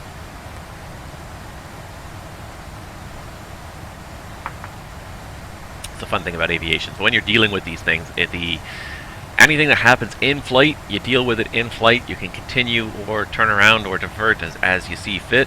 But the QRH rules, the Quick Reference Handbook, and all of its abnormal procedures in there rule as long as you're in flight. Once you reach the ground, however, then the airplane is immediately broken until someone figures out what to do about it. So they can either fix the part or they can defer it.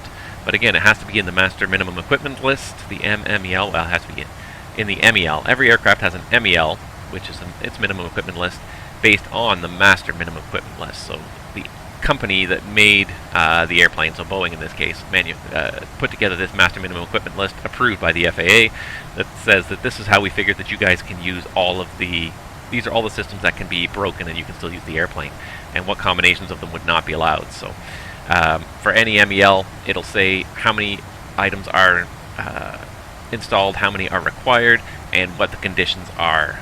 So you're like for the pressurization system, it said that in order for us to defer it, one can be broken, but the manual mode also has to work. So usually backup systems, there still has to be some sort of backup, or there may be additional restrictions. If you want to do unpressurized flight, then you can have the pressurization system not working at all. But the MEL list lists everything that can be broken on an airplane. If there's something that is not in this list, specifically listed in this list, it has to be working for flight. And this list is long. It's literally probably 1,000 pages of different things that can be broken in this airplane, different combinations of things that can be broken. But if there's anything that's not in the list, it is absolutely required to be serviceable for flight if it's installed in the airplane.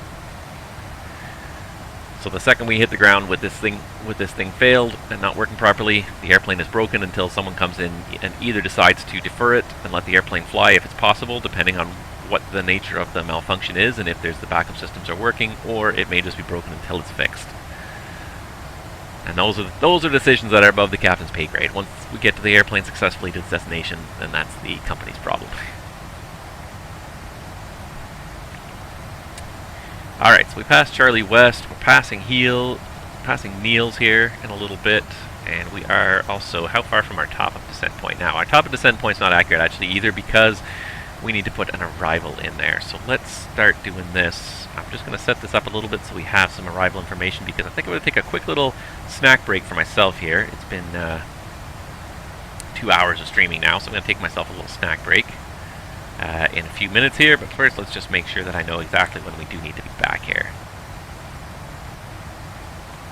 Alright, so KMCO, we are on the Bugs 4 RNAV arrival, and right now we're planning an ILS 17 left? I don't know. No, that's the special authorization, that's the 17 left. I don't know for sure what we're going to do, so that's what we're going to put in there for now. But what I really want to see is just the Bugs 4 arrival, see if there's an altitude restriction on here, because there usually is. And it's usually not hard-coded in the machine because it's an expect. So expect Tweety below flight level 340.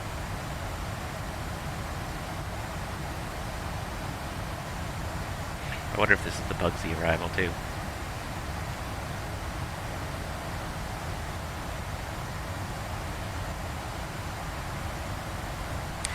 What you'll notice about a lot of the arrivals into Orlando is they have some cartoon themes. We have Daffy and we have Bunny. We have Bugs and Bunny. So if you look at some of the fixes, sometimes you won't see the theme until you sort of look at a couple of them. But yeah, so we've got Bugs and Bunny, and in the middle we've got Daffy. So there is a theme to this one. Alright, so it's Bugs at 12,000, which is not going to be in there because it's an expect only, but generally when you see an expect in on most of these American charts, 90% of the time you're going to get that. So it makes sense to put it in there. So Bugs at 12,000 at 250 knots, so we're going to put 250, because Bugs right now is planned at still flight level 327. What did I say, 12,000? Yes, 12,000. So 250 knots, 12,000 feet. This is going to change our top of descent point, that's for sure. And now our top of descent point is at 1757, so 1 hour from now. And it puts the arrival at 1830. In reality, if we're landing south, the arrival is planned all the way down here to Wavin. But in reality, if we're landing south after Bunny, we're going to get a vector over, so we're going to cut off these last waypoints. It's going to probably be about 10 minutes at least sooner than planned here, because we're not going to go to all those waypoints. That being said, I think I will take just a quick 5 to 10 minute meal break here. We'll call the flight attendant and ask for our in-flight meal. Stick with me, guys. Like I said, this is going to be just a really short break, and then we're going to get back in the flight deck and get ready to start setting up for talking to Jacksonville and our arrival into Orlando. So thank you guys so much for watching. I appreciate it as always, and we will see you guys in just a couple of minutes.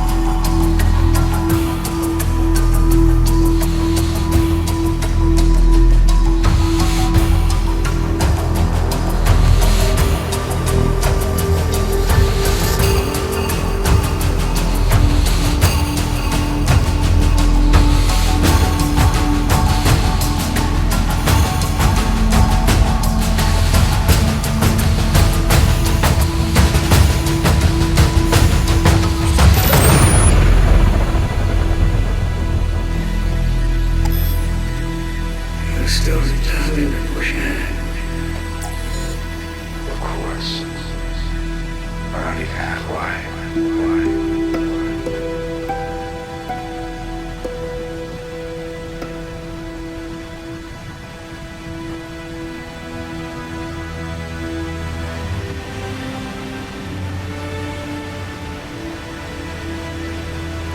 Alright guys, Captain Nav's back on the flight deck with you once again, and thank you guys so much for watching as always.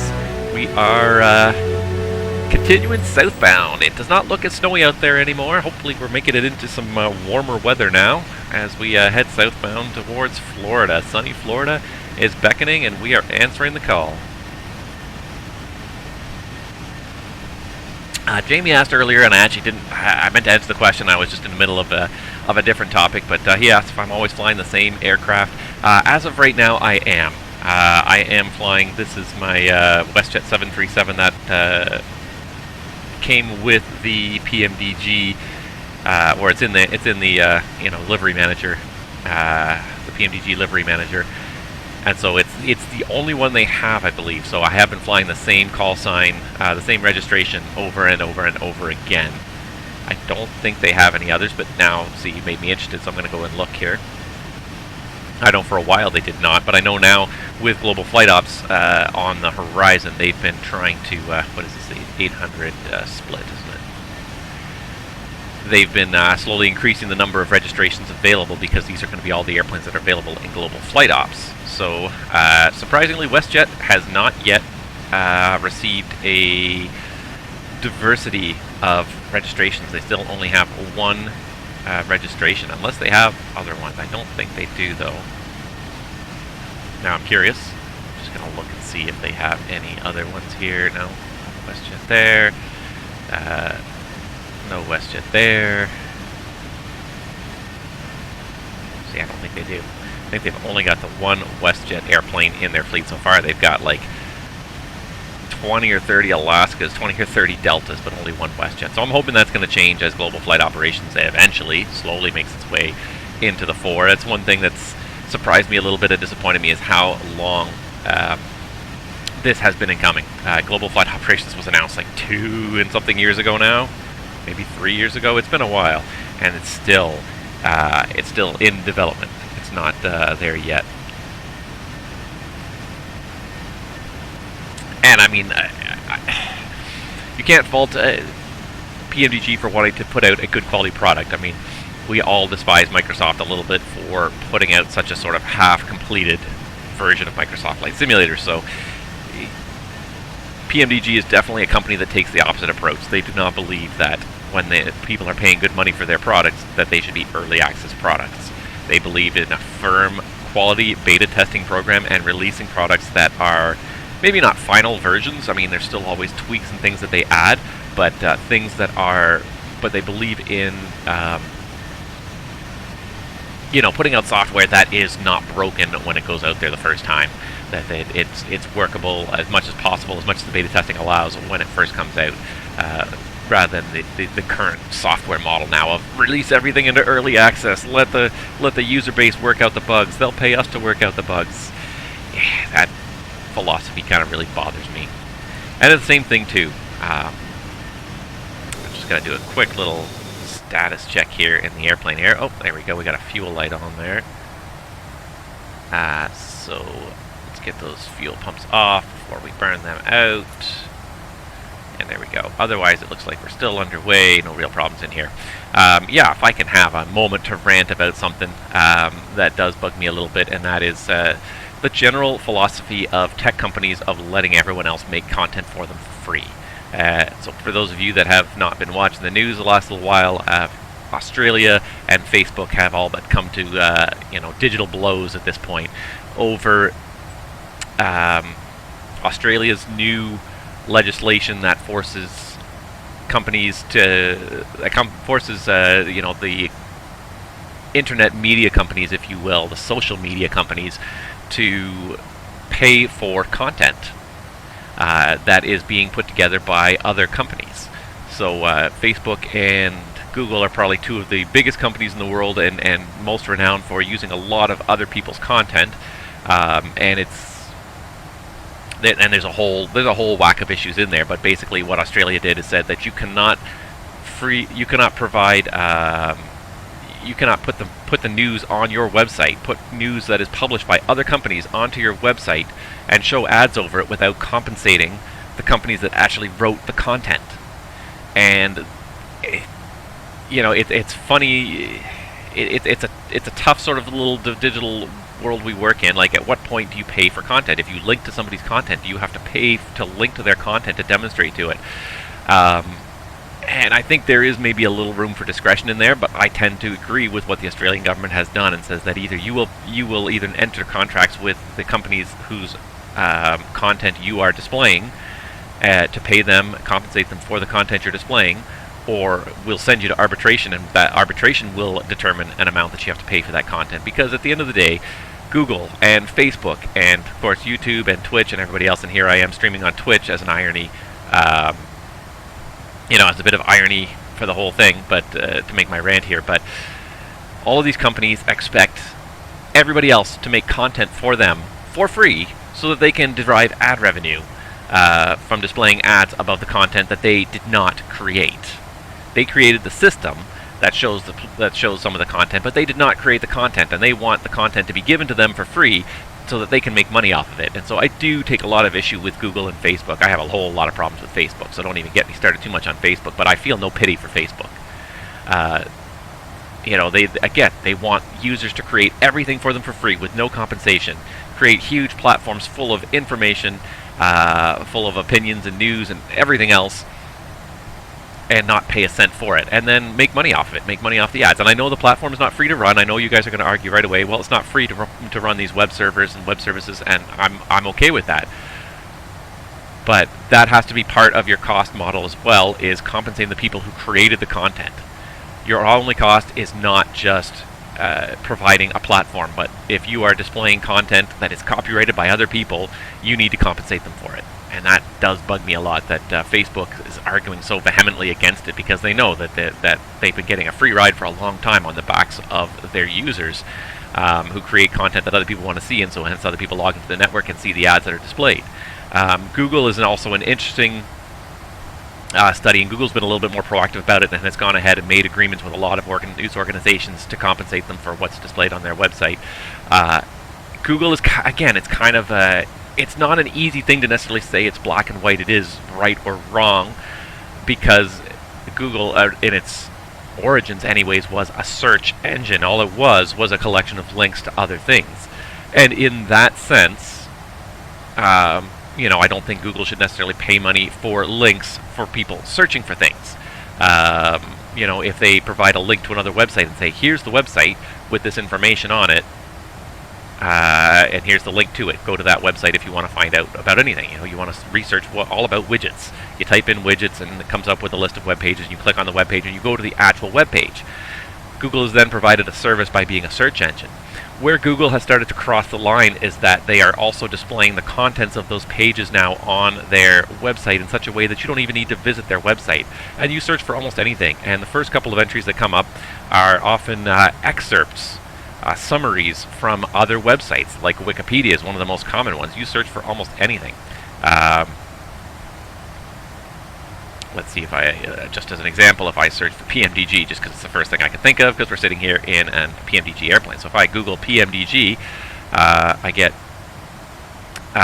this information here, but they also have these little sidebars of information. So I get the actual website links, and this is fine, because these are just links. They don't give you very much information. But when you start to get these little sidebars, when you start to search for a movie, and just to use an example, so if you just search for Harry Potter, you get all these sidebars with information.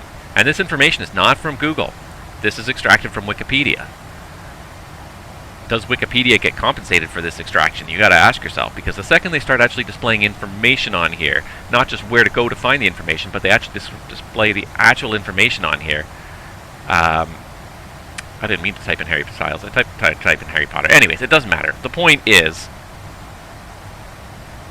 all this information that's displayed here, this is content that somebody else created, and Google is now showing ads over it. Lots of ads over here, making money off the ads.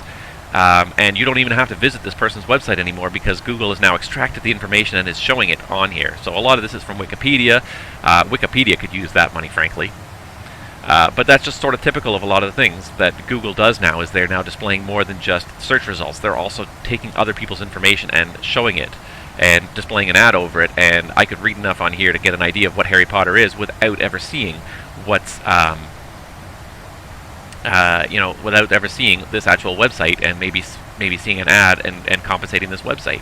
And ditto for their news sites, where they display news that is that is written by other companies on their website, and they show the ads and they get the ad revenue half the time over it because they keep people contained in their own website. And that's where I do tend to agree with the government of Australia that Google is making all this ad revenue off of content that other people are creating, and I do take a lot of issue with that. So I tend to agree with that approach. I think that these companies expect everything. And what was another example they were just talking about? Twitter has like a moderation algorithm now that's supposed to flag content that may not be correct, but part of it is crowdsourced. Part of it is determined by how many people who see that tweet, click on it and say this information may be erroneous, or say no, this information appears to be factual, and it's just crowdsourced. And Twitter is expecting their user base to, without compensation, to police their own network, and that's not going to. And if there's no kind of incentive to do it properly, then that's never going to be a very good idea. Then it's just simply the loudest voice is going to say, well, this must be the truth, regardless of the actual factual nature of it. Just the loudest voices are going to say this must be truth. So first of all, having a whole moderation system that is based on the unpaid contributions of your user base, I think is a pretty poor way to run a moderation system. But again, it speaks to, and there's Jacksonville Center. It speaks volumes to all these tech companies that want something for nothing. They want people to do things for them, create content for them, and expect nothing in return. And it's funny how the wheel has turned in the opposite direction now. It used to be very much that people expected a lot of stuff for free on the web and expected these companies to pay for it. And well, now the wheel has turned around, and now these companies expect their users to provide things to them for free. I, for one, am not going to do it for the most part. That being said, here I am streaming on Twitch, so maybe I'm a bit hypocritical to say it, but definitely when people are using content that other people are being paid to create, they need to be compensated for it.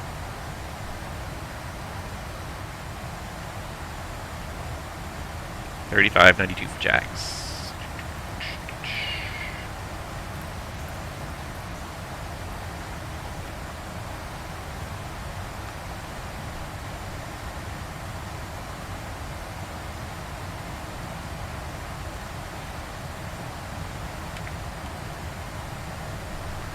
Southwest 2113, radar contact, say altitude.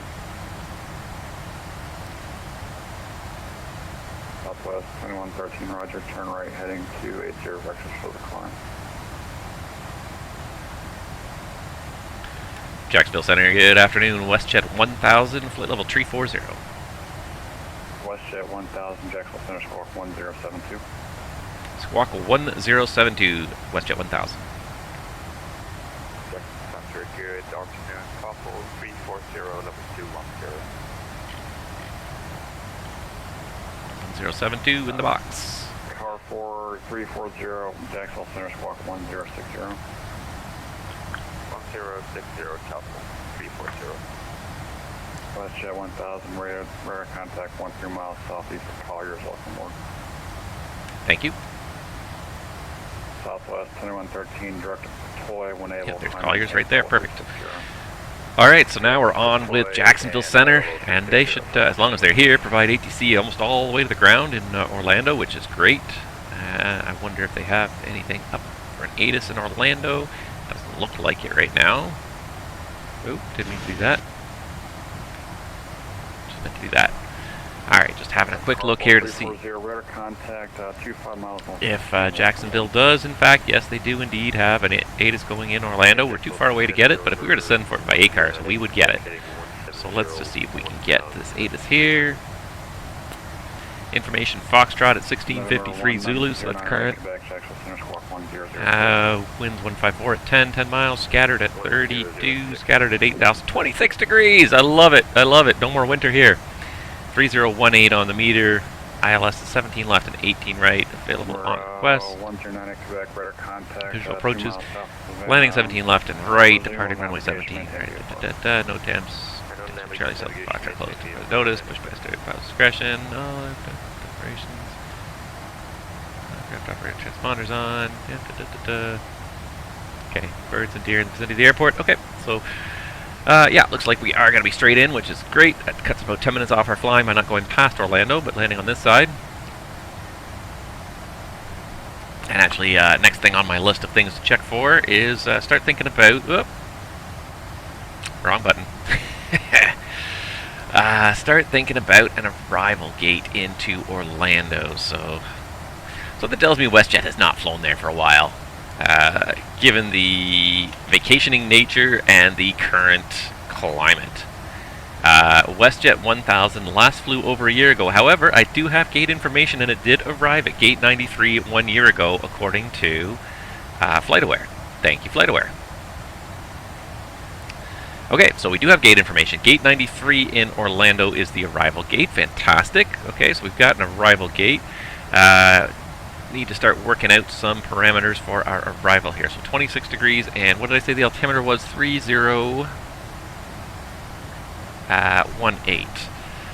So let's put this in before we have a chance to forget here.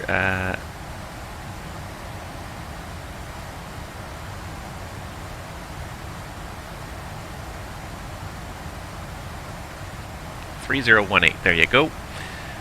Alright, so 3018 is in the meter there. And, yeah, so let's get some performance calculations going on here. Still quite a ways out. It's fine. We can do the performance calculations. We got about an hour till arrival, a little bit less than an hour, so let's go ahead and get this started here.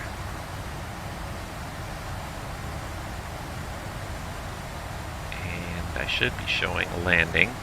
Yeah, that's going to clear everything. Show en route landing. Okay, there we go. Let's try that again. KMCO. Nope, that's Q. There we go. Alright, so if we do 17 left for arrival, looks like it's a dry runway.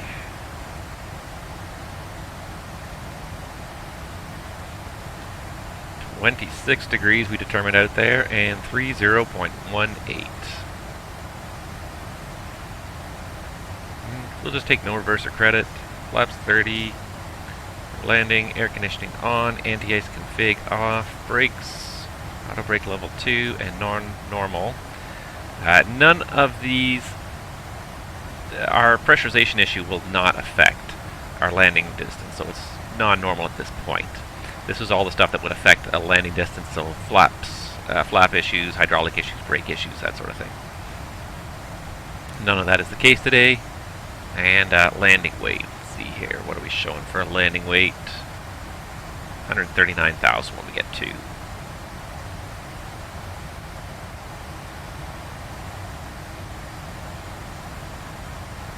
Jacksonville Center, Lufthansa 106, start level 400. There we go. VREF of 30 plus 5 is 151, 77.28. So let's just see if that compares. Flaps 30, yep, exactly. Flaps 30 is 146, plus 5 is 151. So that's matches correctly. And landing is available at 9,000. Without reverse thrust, we would need 7,700 feet on braking 2. Now let's put in braking 2 before I forget. There we go. And now we've got the performance calculation done. We can just make sure everything is programmed in, but I think most of the stuff is already programmed in. Lufthansa 196 heavy radar contact 5 miles southeast or southwest of Wilmington. Welcome.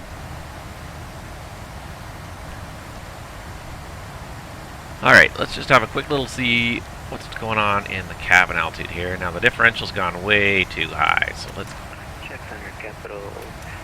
get this climbing again here. While I was away and while I've been not paying attention to it. 203 heavy, Jacksonville Center, squawk 1052. No. We need to open it, we need the cabin to climb. Because like we're going to exceed the maximum differential soon here. Capital 203, radar contact 25 miles southwest of Ocala. Come on. Thank you. Just trying to find like a nice sort of happy medium here that doesn't exceed the pressurization limits on this aircraft. There we go. All right. Yeah.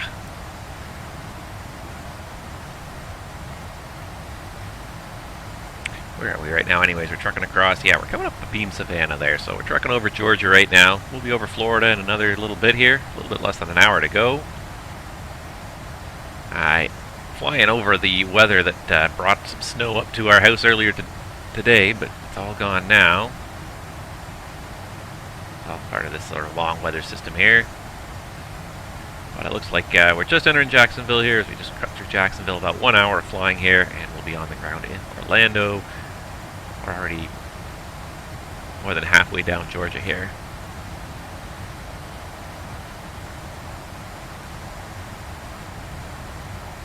There we go. I guess one of the reasons why we wanted to pick this route too, oftentimes it'll be a little bit more of a more easterly route when you go down to Orlando. It'll kind of come straight south and then go west at the last minute here. But I guess this route today, SimBrief offered it as the most preferred one because it keeps us away from the weather, which makes sense. I like that. All right.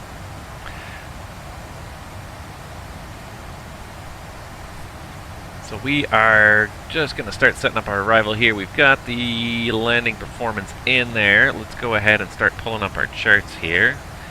Now, given that we're arriving from the east side, we may get 18 right for arrival. So I'm going to just make sure I have those charts.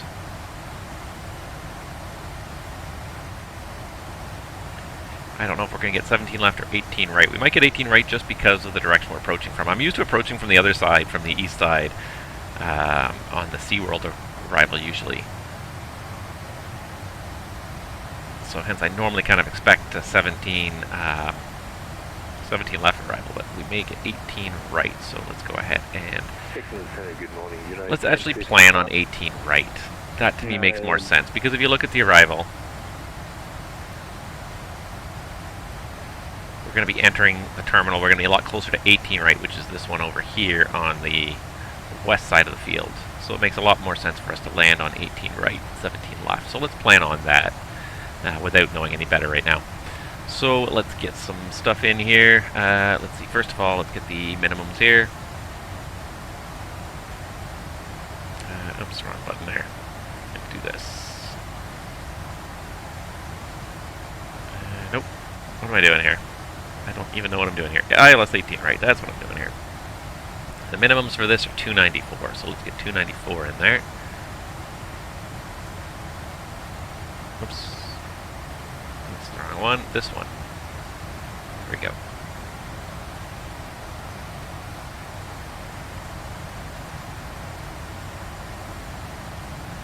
There we go. Got the baromins of 294 in there. And what we can also do as well is just set up this guy here. Oops. Why does this not work anymore? Am I not doing something right? Final minimums. 294. There we go. Final approach fix altitude of 2200 at Tuffy. And the missed approach altitude eventually is going to be 4000. Try 2 SDX, yes. Gate stand 30. Yeah, that all looks. AP delayed start, yes. Concerns? Yeah, we do have a concern. Birds, terrain, weather and terrain, wind shear, none. None of those are the concerns we're talking about. We do have some concerns. Namely this thing here.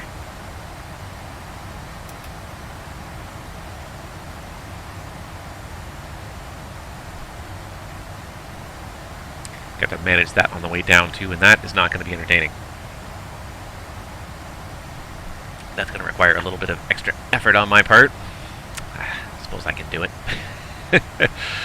Nobody else is going to do it for me. FS2 crew? No, he gives up. He's not going to do that. Alright. Yeah, so let's reset this to be 18 right.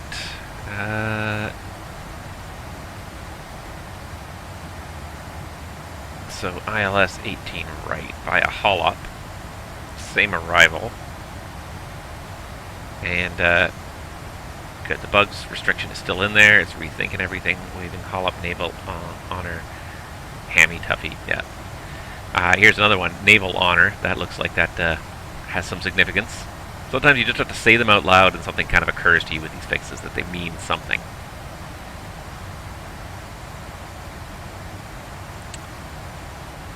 Okay, so I think we got everything, so let's get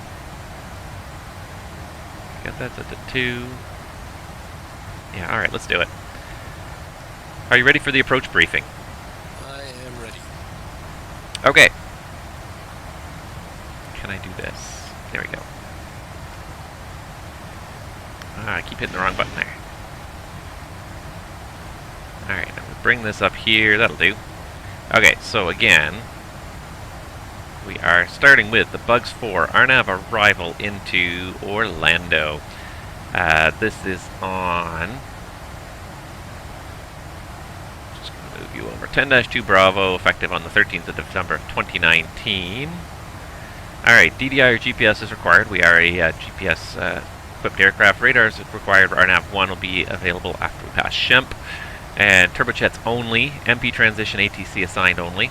Okay, not to worry, we're not on that one. Also serves Kissimmee. Routing from Eugene, track 176 to Harold. Okay, so we're going to follow this whole thing here. So we start at Shemp. Tweedy, at or below 340, which we're already at 340, so that works. Eugene, Harold, Coax, and then Bird, Grinch, Bugs at 12,000 at 250 knots, so that's both expected, but given that we have a controller online, that's probably what we're going to get. So we got them both already programmed in there. And then we got Daffy, and then we got Bunny, so Bugs and Bunny. Then we got Twona, Drex, Spider, and Waven. After Waven, it's a left turn heading 095. In reality, Orlando International heading south, expect radar vectors prior to Bunny. So probably before we hit Bunny, we're going to get vectored over to the ILS on runway 18 right is the current plan. So this is on plate 21-3 and effective on the 6th of October of the 12th of October of 2017. Let's see here. Oh, you know what we didn't do? We didn't set the frequencies. I flew the 747 yesterday, so I was thinking of the auto tunes. 111.9, 185.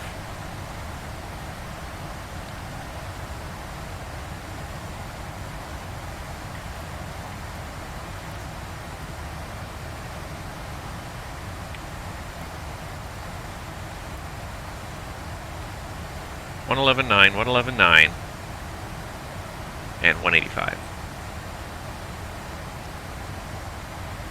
Set course on your side, 185. Jacksonville Center, Lufthansa 196, request 5 to 10 minutes out of cockpit. Roger, report back. Wow, I really won on that one. He's still going. Course 185 set. Okay, so we got the 111.9 and the 185 set. The glide slope at Tuffy, 2,200 feet. There it is. And the ILSDA of 294. Set behind there somewhere. There it is. Touchdown zone at 94 feet. And the MSA all around the Orlando VOR 3,000 feet. Missed approach is climbed to 500 feet. Then a climbing right turn to 4,000 on a heading of 270. 270. Intercept the 227 radial inbound to Canby intersection. And hold at 4,000. DME radars required. Simultaneous approaches authorized. VGSI and ILS glide path. And descent glide path not coincident. Radars required for procedure entry from the en route environment. Hey, we got Jacksonville online. We got radar. Nice. The glide slope itself is a standard 3-degree glide slope. And Pappy's on the left. MALSR lighting system, RVR 1800 or 1/2 mile is all we need to do this approach. And it's VMC. It's a great day there, so it shouldn't be much of an issue. We're going to go to... We're going to land on 18 right. It's going to be convenient left turn off the runway. We're going to aim for Echo. And what I say, gate 93, right? Gate 93, so let's see if we can find that here, actually. 6101 Jacksonville Center, squawk 1004. 1004 and Flight 1 there have an issue with push to talk for Delta 6101. Let's see, where's gate 93? No.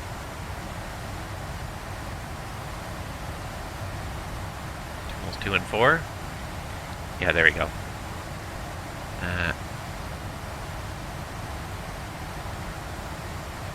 Terminal 4, gate 93, right there. Where did we come when we were transat? We came over here to this one, didn't we? We came over like gate 102 or 104 or something, didn't we? Alright, so 93 is where we're going. So, in order to get to 93, let's make sure we have our route. We're pretty aware of what we expect. We'll have any controller online anyways, but I would expect Echo and Foxtrot probably an enter on Echo 4 to get over to 93 over here, so that should work. Alright, terrain, again, 3,000 foot is the MSA all around Orlando. The weather is a beautiful VFR day, should not be an issue at all. Operational, we do have the pressurization system issue we have to deal with, so we will have to manually control the pressurization all the way to the ground, and we have an alternative set of Cross Norman at 10,000 for Delta 61. except we have a new descent checklist or additional items on our, we now have new descent checklists. So in the QRH, if you have a failure, then it gives you a whole new set of checklists. So we have a new descent checklist, a new approach checklist, a pattern altitude checklist, and a new landing checklist that we have to follow. So we're just going to leave this QRH open to these pages, and that'll do it for us. And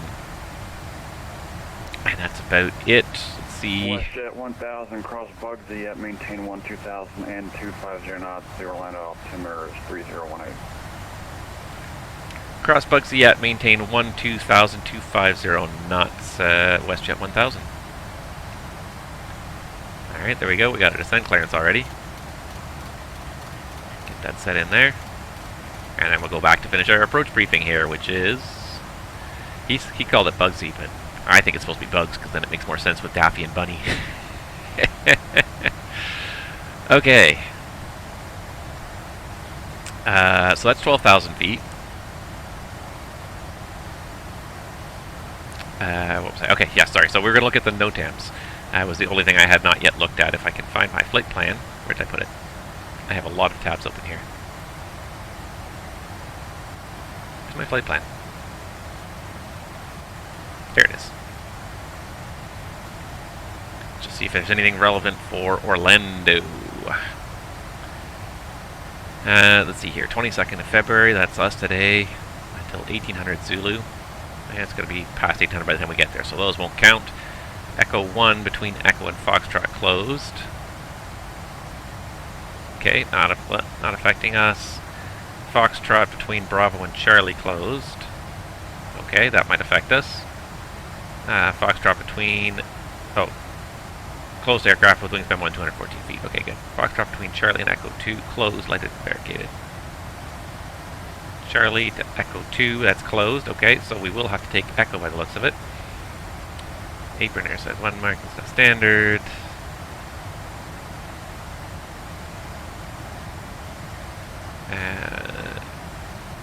Bunch of Bravo taxiways here, which is all these ones here. Bravo 9, Bravo 10, Charlie. Bravo 10, Bravo 9, Charlie, Alpha. These are all taxiways we should not need, so that shouldn't affect us. And I don't see anything for ILS 18. Right, so that looks good. Yeah, so there we go. So operational, I got no NOTAMs that affect our departure or arrival. Fuel situation, we need to have 6.8 when we get there. Our current projection is 10.1, so we got lots of fuel. 4,000 pounds extra we can definitely hold for 20 or 30 minutes or do a go around without too much of an issue. And that's all I've got. Do you have any questions? Any questions? Checked. Not today.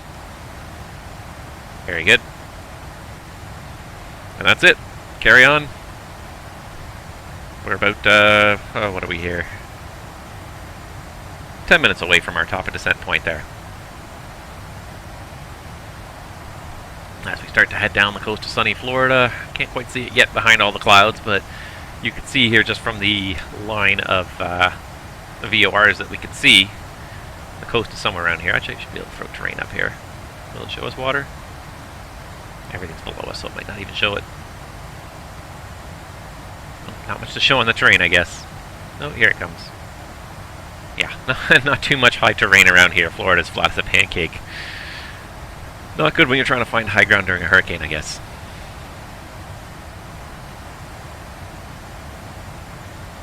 Alright, that's it. We're just about ready for our arrival into Orlando. We're well ahead of time. We're ready here today, which is great.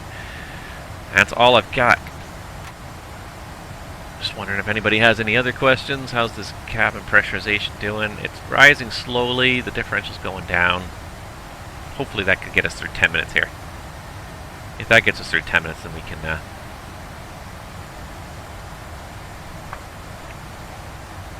From the one, I'm not expecting with you. Roger. Then we can just start the cabin descending as the airplane descends. It's going to be a little bit annoying because we're just going to have to monitor it the whole way down to make sure the differential and the cabin altitude are sort of working at a reasonable rate.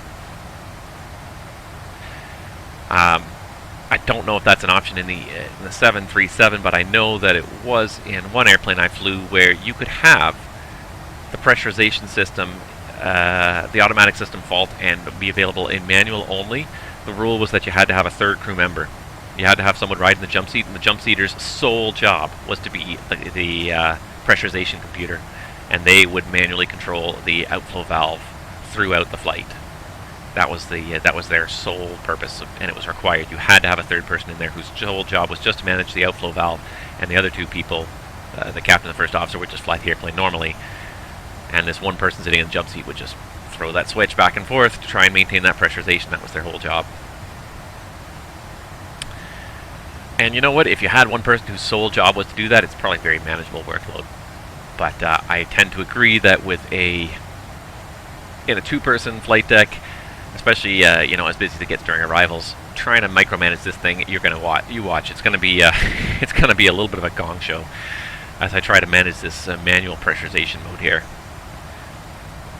So for anybody who joining us that didn't know this, that hasn't been watching the stream so far, an hour and a half ago, just before we leveled off in cruise, our cabin pressurization system failed, and we had to switch into manual mode here. So we are now running the 737 pressurization system in manual mode, which means that the pilot has to control the position of the outflow valve and control the pressurization in the airplane manually the whole way down, which is sort of okay when we're in cruise and it's fairly steady and the conditions are all nice and steady.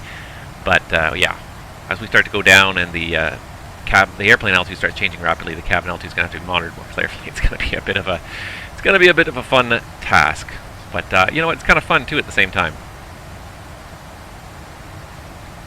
And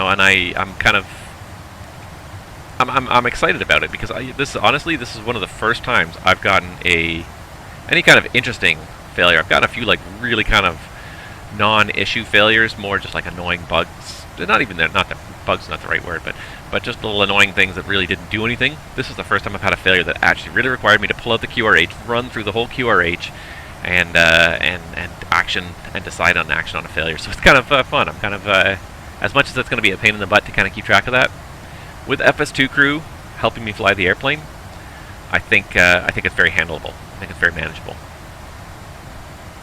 So we'll see how it works.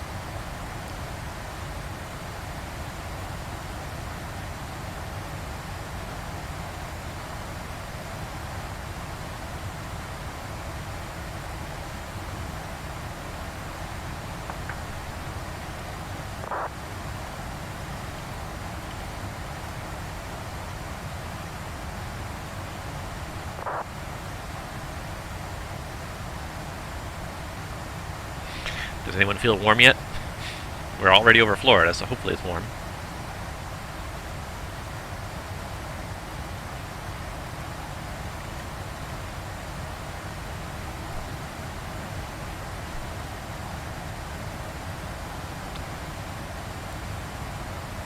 We're just past Tweety.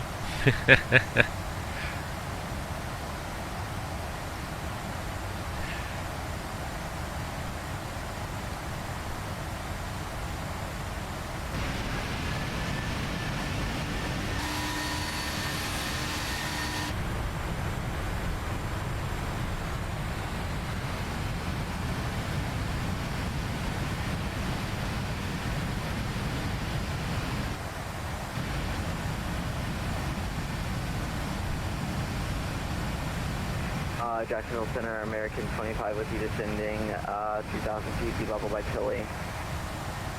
American 25, for Jacksonville Center, squawk 1066. 1066. I always love the jump seater view.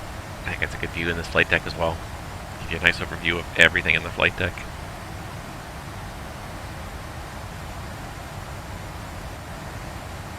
No seat, no storage on this. 25 rudder contact, 30 miles northeast of Grand Strand. Oh! I clicked it because I thought maybe it does work. Now look at that. It does work. You can pull out the jump seat in the 737 in the view. I wonder if you can test the oxygen with this guy then. Yeah, you can test the oxygen there too.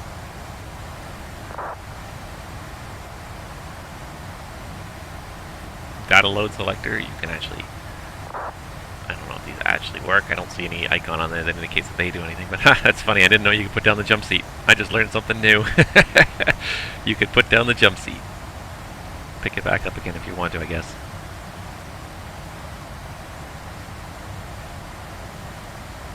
Anything else you can adjust back here? Interphone, PA address.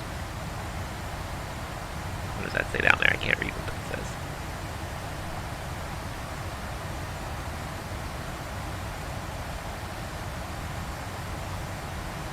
Flex panel lights.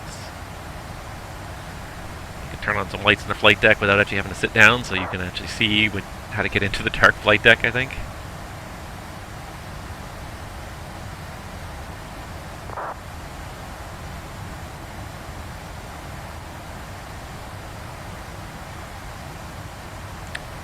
Smoke hood. Hopefully you never have to use that in an airplane. Can I pull out the emergency escape rope? No? Okay. Should I stop goofing around? It's sitting in the back and goofing around here.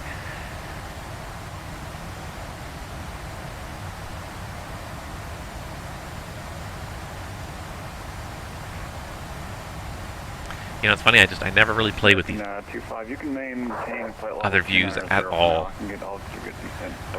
Especially when you have track IR, you tend to use track IR for almost everything you need. MCP, radios, lights. I think it's supposed to be FMC right there. MCP and back to the cap. 598, Jacksonville Center, squawk 1042. Well, it's pretty bad reception on the radio there. Somebody's pretty far away from us, I think. Alright, here we come on our top of descent point. It's going to get exciting here. Oh, there's the cabin altitude alert again. We need to go down, so closed a little bit. I didn't realize it was going up so fast. Why was it going up so fast? Alright, alright. 598, rudder contact, 33 miles northeast of Chesterfield, welcome. Cabin going back down. American 25, maintain flight level 270.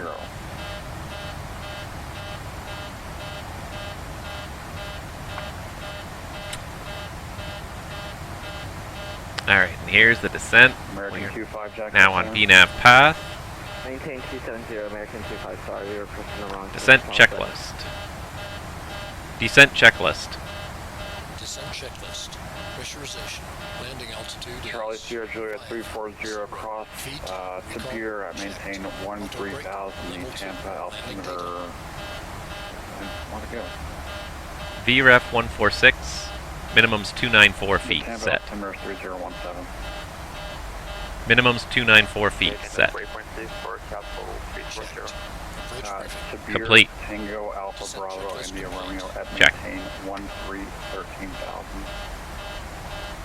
Roger, cross Sabir as 13,000. Alright, and the modified descent procedure said almost the same thing, except that for pressurization I have to adjust outflow valve switch as needed to maintain correct cabin altitude and cabin rate of change.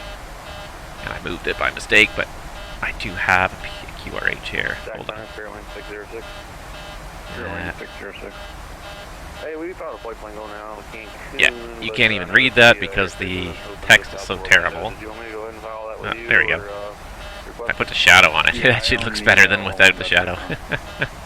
Okay, it's too washed out. I wonder if I turn the lighting down. Give me 1 sec. Spirit Wing 606, clear the Cancun Airport via the Orlando for departure, then it's file, climb, maintain 5,000, contact flight level. Found the perfect lighting. Anyways, I have a QRH here.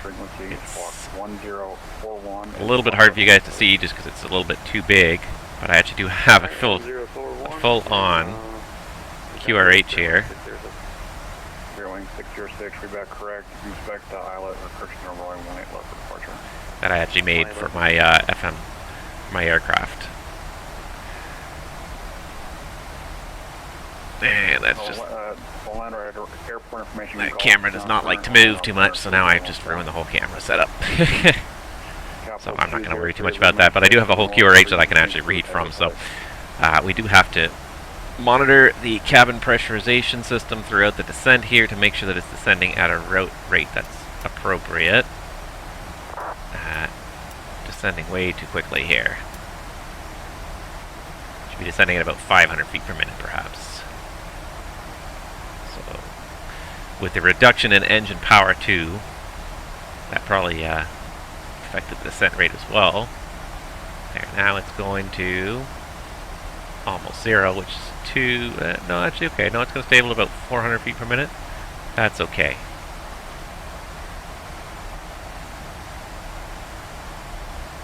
Yeah, 400 feet per minute, that would be an okay descent rate to take us right down towards sea level. Okay, perfect. I like that. That's good. Okay, we'll have to keep monitoring it, but that seems to be okay. In the meantime, we lost 10,000 feet while we're trying to get that thing sorted out. What a terrible... It's not terrible, it's just, it's a lot of manual effort. You don't really appreciate how easy some of these modern airliners are to fly now. With all these automated systems, with all the automated computers in these airplanes, flying them is actually really quite easy now. But when those systems fail, boy, does that kind of leave you in the lurch.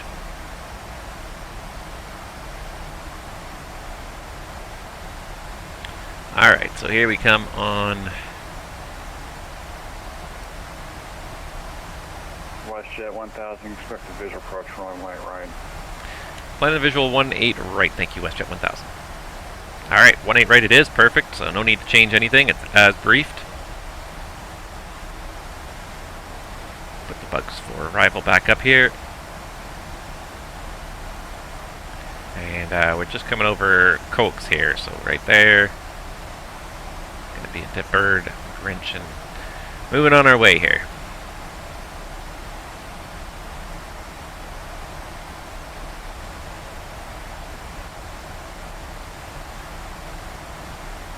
Well, it definitely is not snowy out there, at least.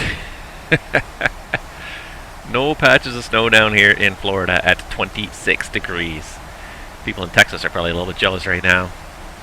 It's madness how cold it is in Texas. Cabin crew, prepare for landing. And especially with their normal climate, their houses would not be insulated against the cold. You know, houses in a cold climate are usually insulated to retain heat. It's not something you need to normally do in Texas. In Texas, you're usually worried about getting rid of excess heat in the house, not keeping it in. But I mean, it's cold. It's been colder in Texas for most of this week than it's been here up in a large portion of Canada.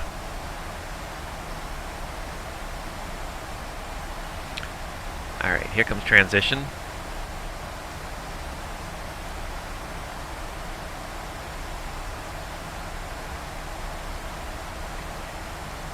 Transition set 3018.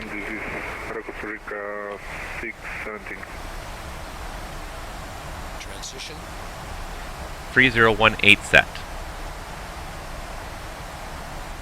3018 set. AEK 617 Atlanta Center, or correction, Jacksonville Center, squawk 1013. Alright, so we got a deceleration waypoint there just before Grinch. It's going to take us a while to decelerate from 330 knots to 250. It's a little bit early for the 10,000s, isn't it, buddy? Squawk 4121 America Africa 617. Okay, if you really want to get the lights on, got the seatbelts on, that's the important thing. Cabin's getting secured. Honda 196 Heavy, leave Maris space to the south, radar services terminated, frequency change approved, have to flight. True air temperature is 16 degrees, so we don't need any ice to go through these, any anti-ice to go through these clouds. Leave mass space northeast. Radar services terminated. Frequency change approved. Have a great flight.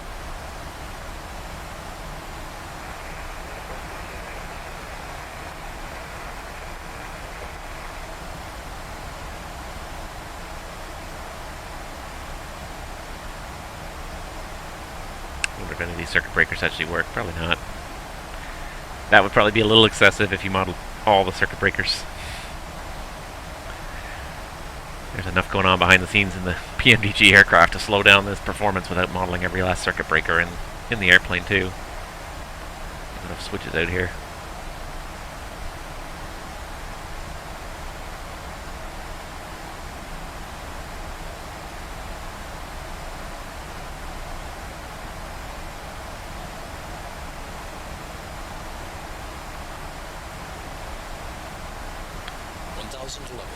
Checked. And so there's 13 descending 12,000. And here comes the speed. So there goes the FMS. Thank you. Thank you. There goes the FMS, slowing us back to 250 knots.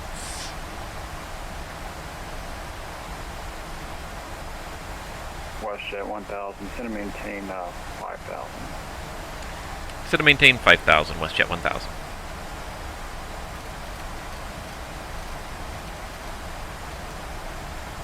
$5,000, we're going to put it into level change here.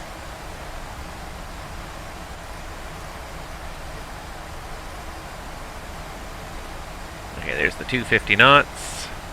Let the speed lead off, and then we'll start really going down here. Do a little check of the cabin pressurization here. Looks like the cabin altitude has reached 0.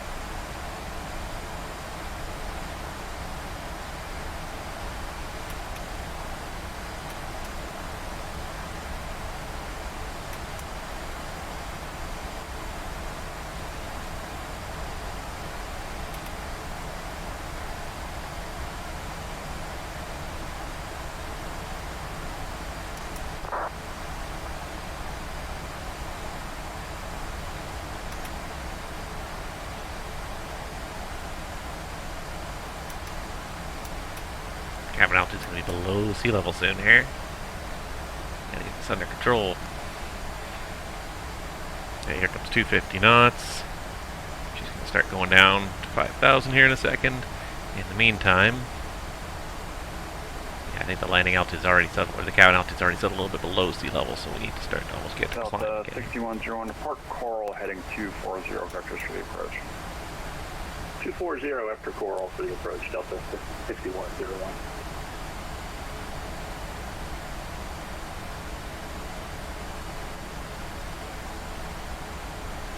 Easy there, track IR. What you doing?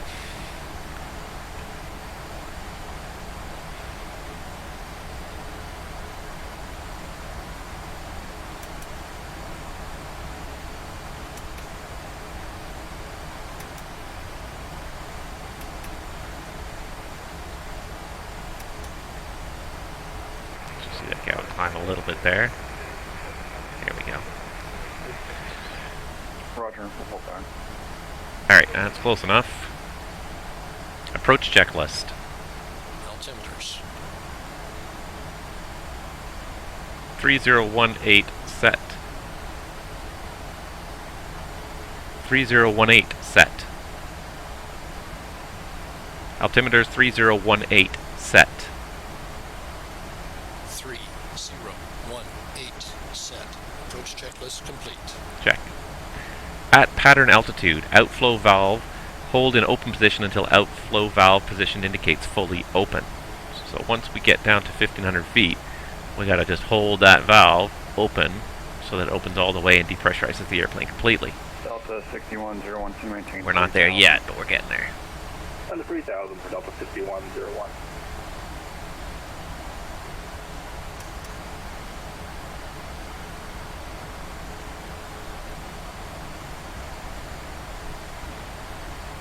A lot of work. A lot of work just keeping that outflow valve managed there. Alright, so we got the speed back to 250 knots. We're now in descent to 5,000. We're going to hit 5,000 before we get to this localizer track here, which is good. Everything is looking good right now. Looks like our cabin pressurization issue is going to be handled just fine. May have been a little bit, the pressurization changes may have been a little bit uncomfortable for the passengers. Should have been a little bit more aware of it perhaps, but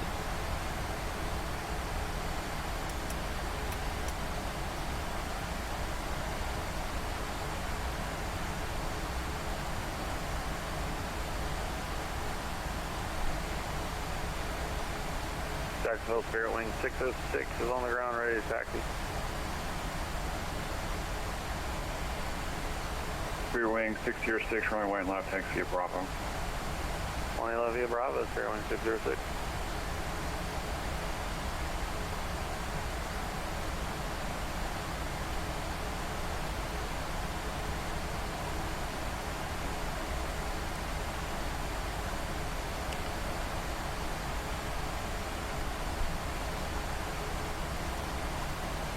Set expect vectors after Bunny, or before Bunny. Well, we reached Bunny. Hopefully any second now he's going to give us a vector here.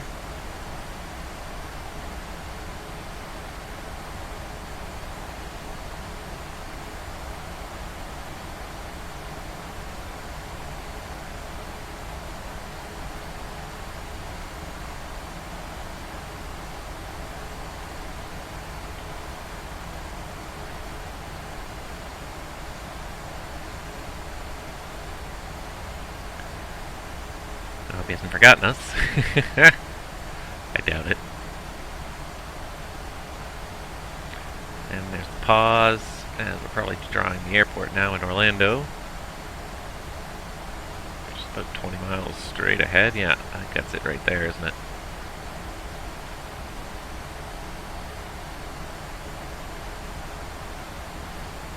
Glide slope alive.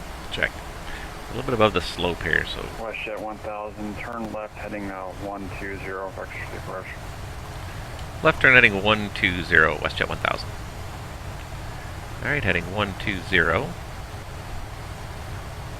And let's do this. Let's get this going into, looks like Honor is where we're going to end up intercepting. So, Honor. 1000 level. And it's 185 is the inbound, so 185 inbound to Honor. There we go. And we're just about to level here, so let's start getting the speed back. Delta 6101, turn left heading 180. Speed 230 for now. Let's turn 180 for Delta 6101. Come on. WestJet 1000, the Orlando Airport is at your 2 o'clock and 17 miles for the airport in sight. Airport in sight, WestJet 1000. WestJet 1000, cleared visual approach runway 18 right, cross the Orlando VOR at or about 2,500. Okay, cleared the visual approach for runway 18 right, across the Orlando VOR at or above 2,500, WestJet 1000. Delta 6101 Airport is at your 3 o'clock and 7 miles. Delta 6101, we have the field fight. Delta 6101, clear visual approach runway 9 left. Clear visual 9 left, Delta 6101. American 25, to maintain 10,000, east of altimeter 3007.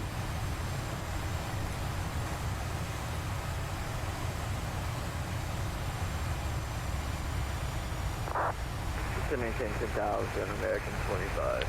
Alright, so we're cleared for the approach so we can descend as we want. So 3,000 feet, flight level change, and speed 210. Flaps 5. Flaps WestJet 5. 598, to maintain 10,000, east of altimeter 3007.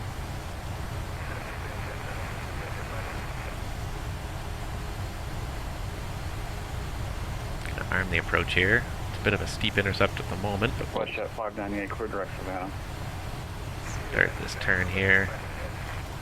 Delta 6101. There's 150 on the heading. We're a little bit above the glide slope, so let's just get down.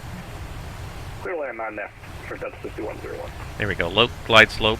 WestJet 1000, wind 1808, gust 17, runway 18 right, clear to land. 18 right, clear to land, WestJet 1000. Clear to land.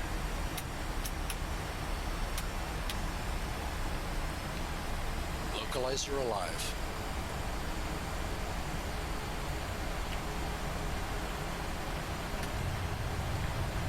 I need some speed brakes to get this thing to slow down at all.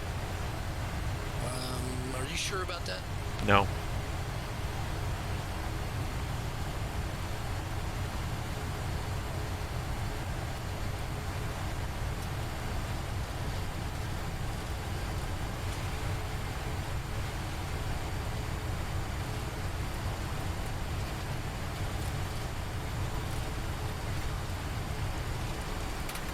Spear wing 606, squawk mode try, please.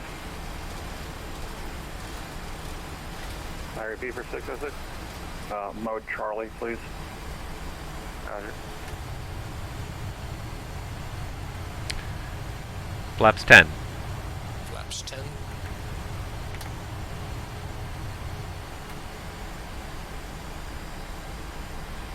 Alright, I'm going to do this now. We're a little bit above pattern altitude, but we're going to do it now.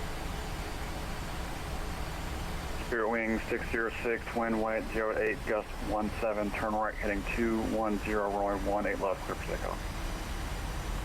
Right turn 210, clear for takeoff, 18 left, runway 606. Alright, the valve's all the way open. The pressure differential's going to 0. The cabin altitude's spiking a little bit, but it's the best we can do right now. I have to focus.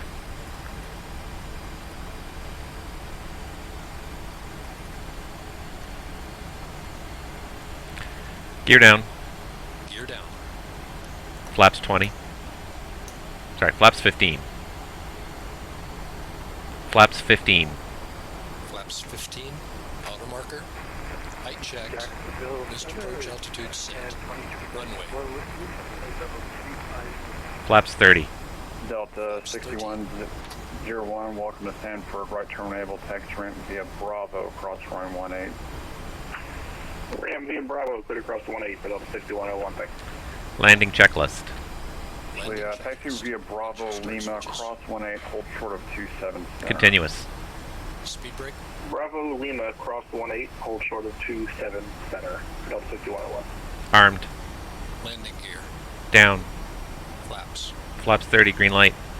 Landing checklist complete. Check. Yeah, that little cabin pressure spike was not the best, but what can you do?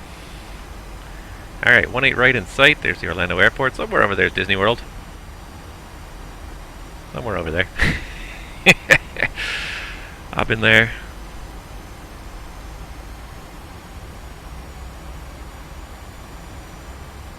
Alright, so we got it all handled. The cabin's safely depressurized. We're on final. Everything seems to be pretty stable. 1,000 feet to go.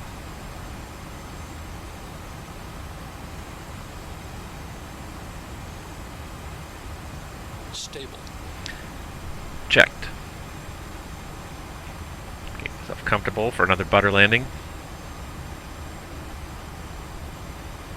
Try anyways. The winds are pretty light here, so it should be good.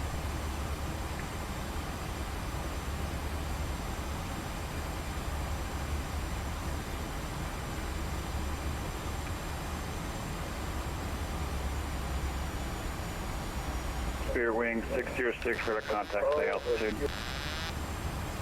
606, climb through 1,800. Pilot's out. Spirit wing 606, roger, clear direct Fort Myers, climb maintain 14,000. Alright, clear direct Fort Myers, 14,000, clear line 606.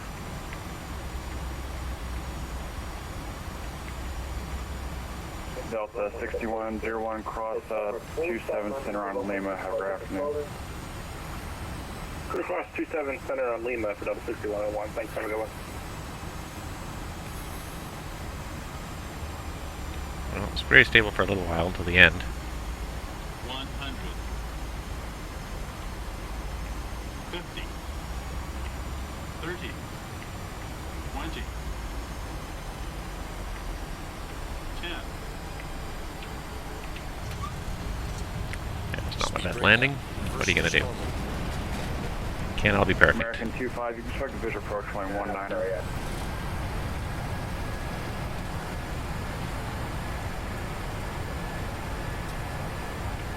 Auto brake disarmed. Expect a visual approach runway Check. 19. 60 knots. Check. Check.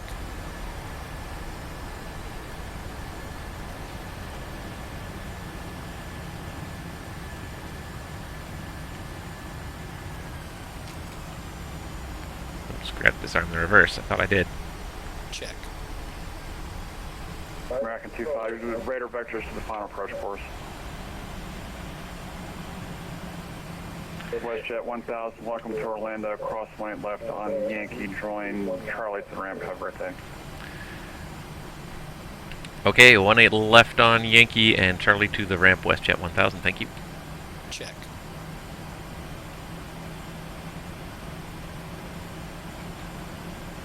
Okay, so we're going to cross 18 left on Yankee here, and I did.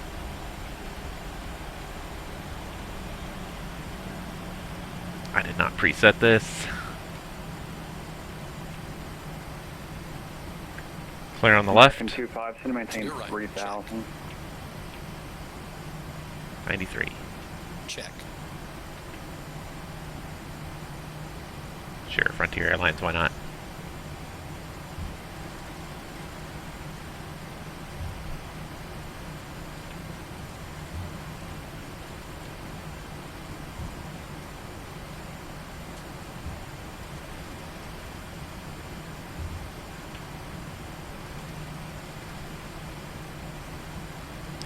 Bravo, which means the next one should be Charlie. I believe American if I 2-5, turn right heading 270 vector. yeah, Charlie's the inner one here, if you will. Okay to clean up. Check. Spirit Wing 606, leave airspace to the south, radar services terminated, frequency exchange approved, have a good flight. Alright, sir, terminated. Let's talk to you. Have a great day. Anti-ice. Charlie Sierra Joe 340, leave airspace to the south, Miami is offline, radar services terminated, frequency exchange approved, have a good flight. Frequency change approved for Jacksonville 340, good day.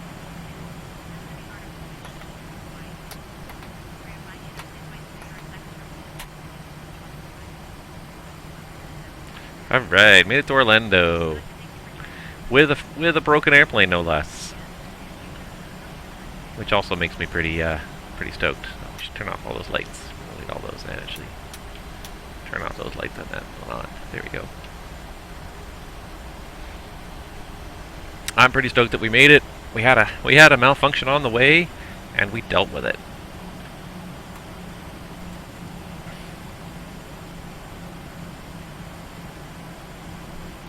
Just gotta go find our gate, and we're done.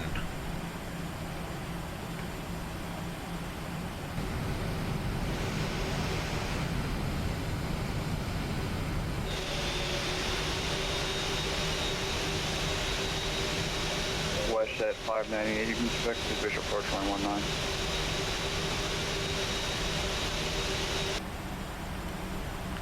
Alright, so this is Foxtrot here, so we gotta take the first left here because the second one was closed. Or sorry, this is Echo here. We have to take Echo because Foxtrot was closed. That's right. Fortunately, it doesn't sound like there's too many other people on the ground here in Orlando. So away we go.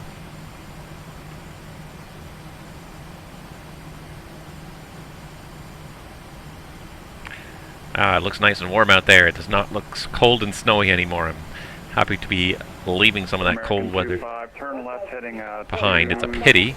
40. It's a little bit of a pity, though, that we're only here for one leg, and then we're going to go right back into right back to Canada after this. The next leg is possibly the longest one of this season, I think. It is direct from Orlando all the way to Vancouver. So that is probably a 5-hour flight. Without looking it up on SimBrief off the top of my head, I'm going to say that's probably a 5-hour flight. It's almost good enough to get to Europe. It is crossing from one corner of North America almost to the other. So it's going to be a long one. Hopefully it's not...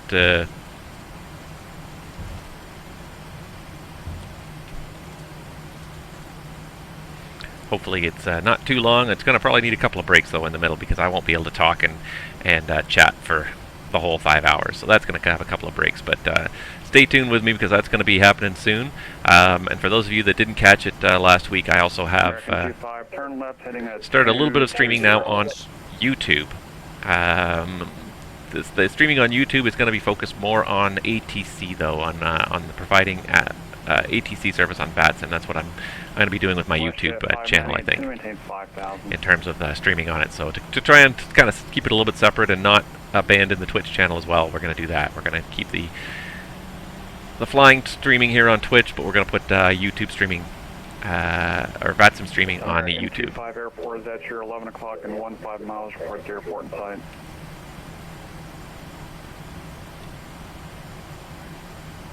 Okay, almost there. We almost have made it to the gate. There's a big, expansive airport. And there's apparently a whole bunch of expansions happening now too. South of the main terminals here, there's a new terminal being built because the 4 satellites here and the main terminal have reached their capacity, or at least they did pre-COVID.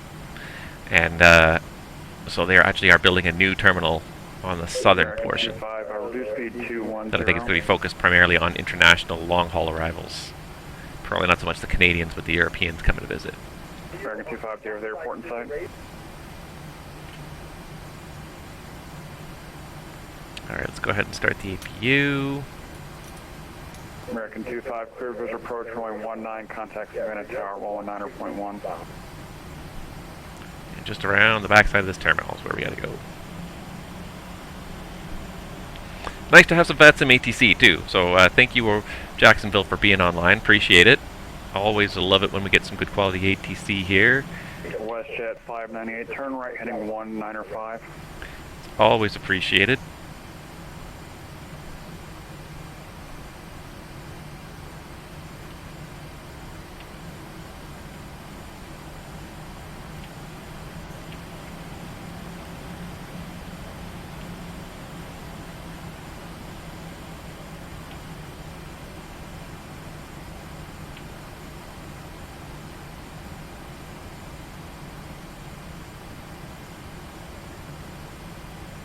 I think I see our ground equipment there waiting for us.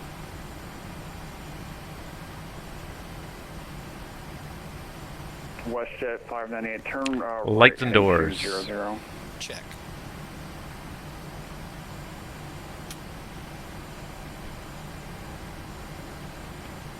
I noticed that my rudder pedals are getting Cabin squeaky. crew, disarm doors and cross-check. Never noticed that before, but now, 200.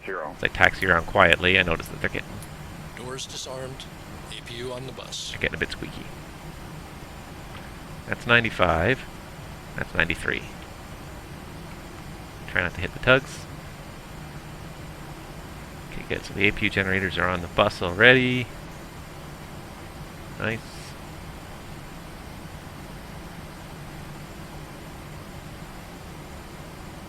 Why do these lines lead off there? Is it just like extra parking, I guess?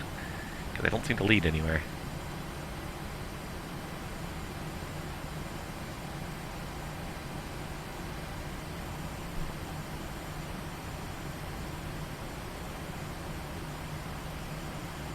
Sure the taxi light's off, but then I took my eye off the prize for a second and missed the line.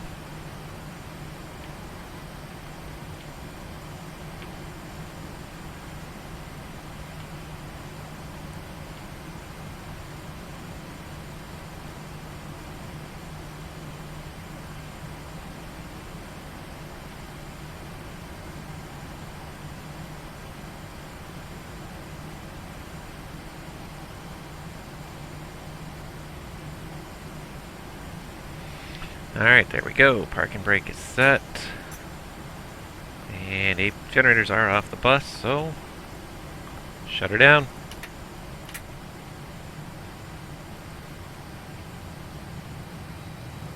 WestJet 1000 or WestJet 598, maintain 3000.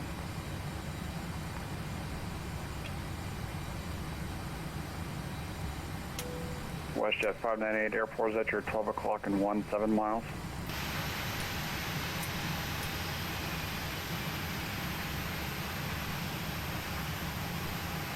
WestJet 598, clear visual approach, runway 19er. It does not seem to like my airplane. I don't know if it's where it's parked, but the jet bridge does not seem to want to move.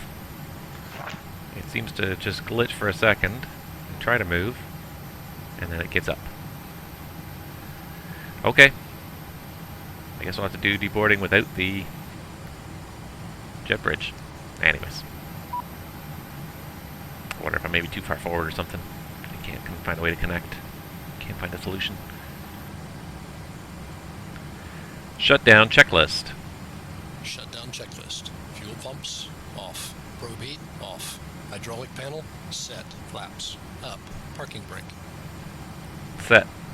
Engine start levers, Cut off. weather radar, Off.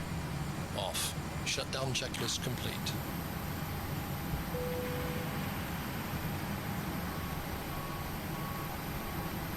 So let's cheat just a tiny bit here. Just going to see if I can push the airplane back ever so slightly.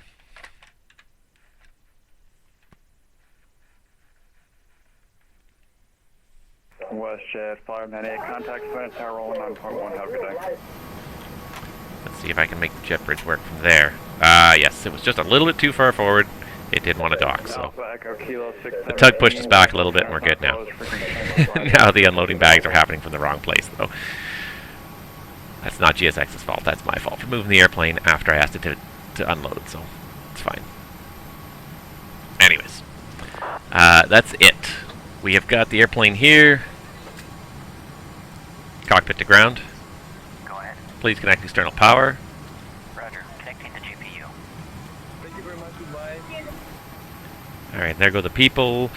Yeah, so there we go. So that's another leg of a pilot's life done. We made it to Orlando, gate 93. And yeah, we are a little bit richer, a little bit more flying done.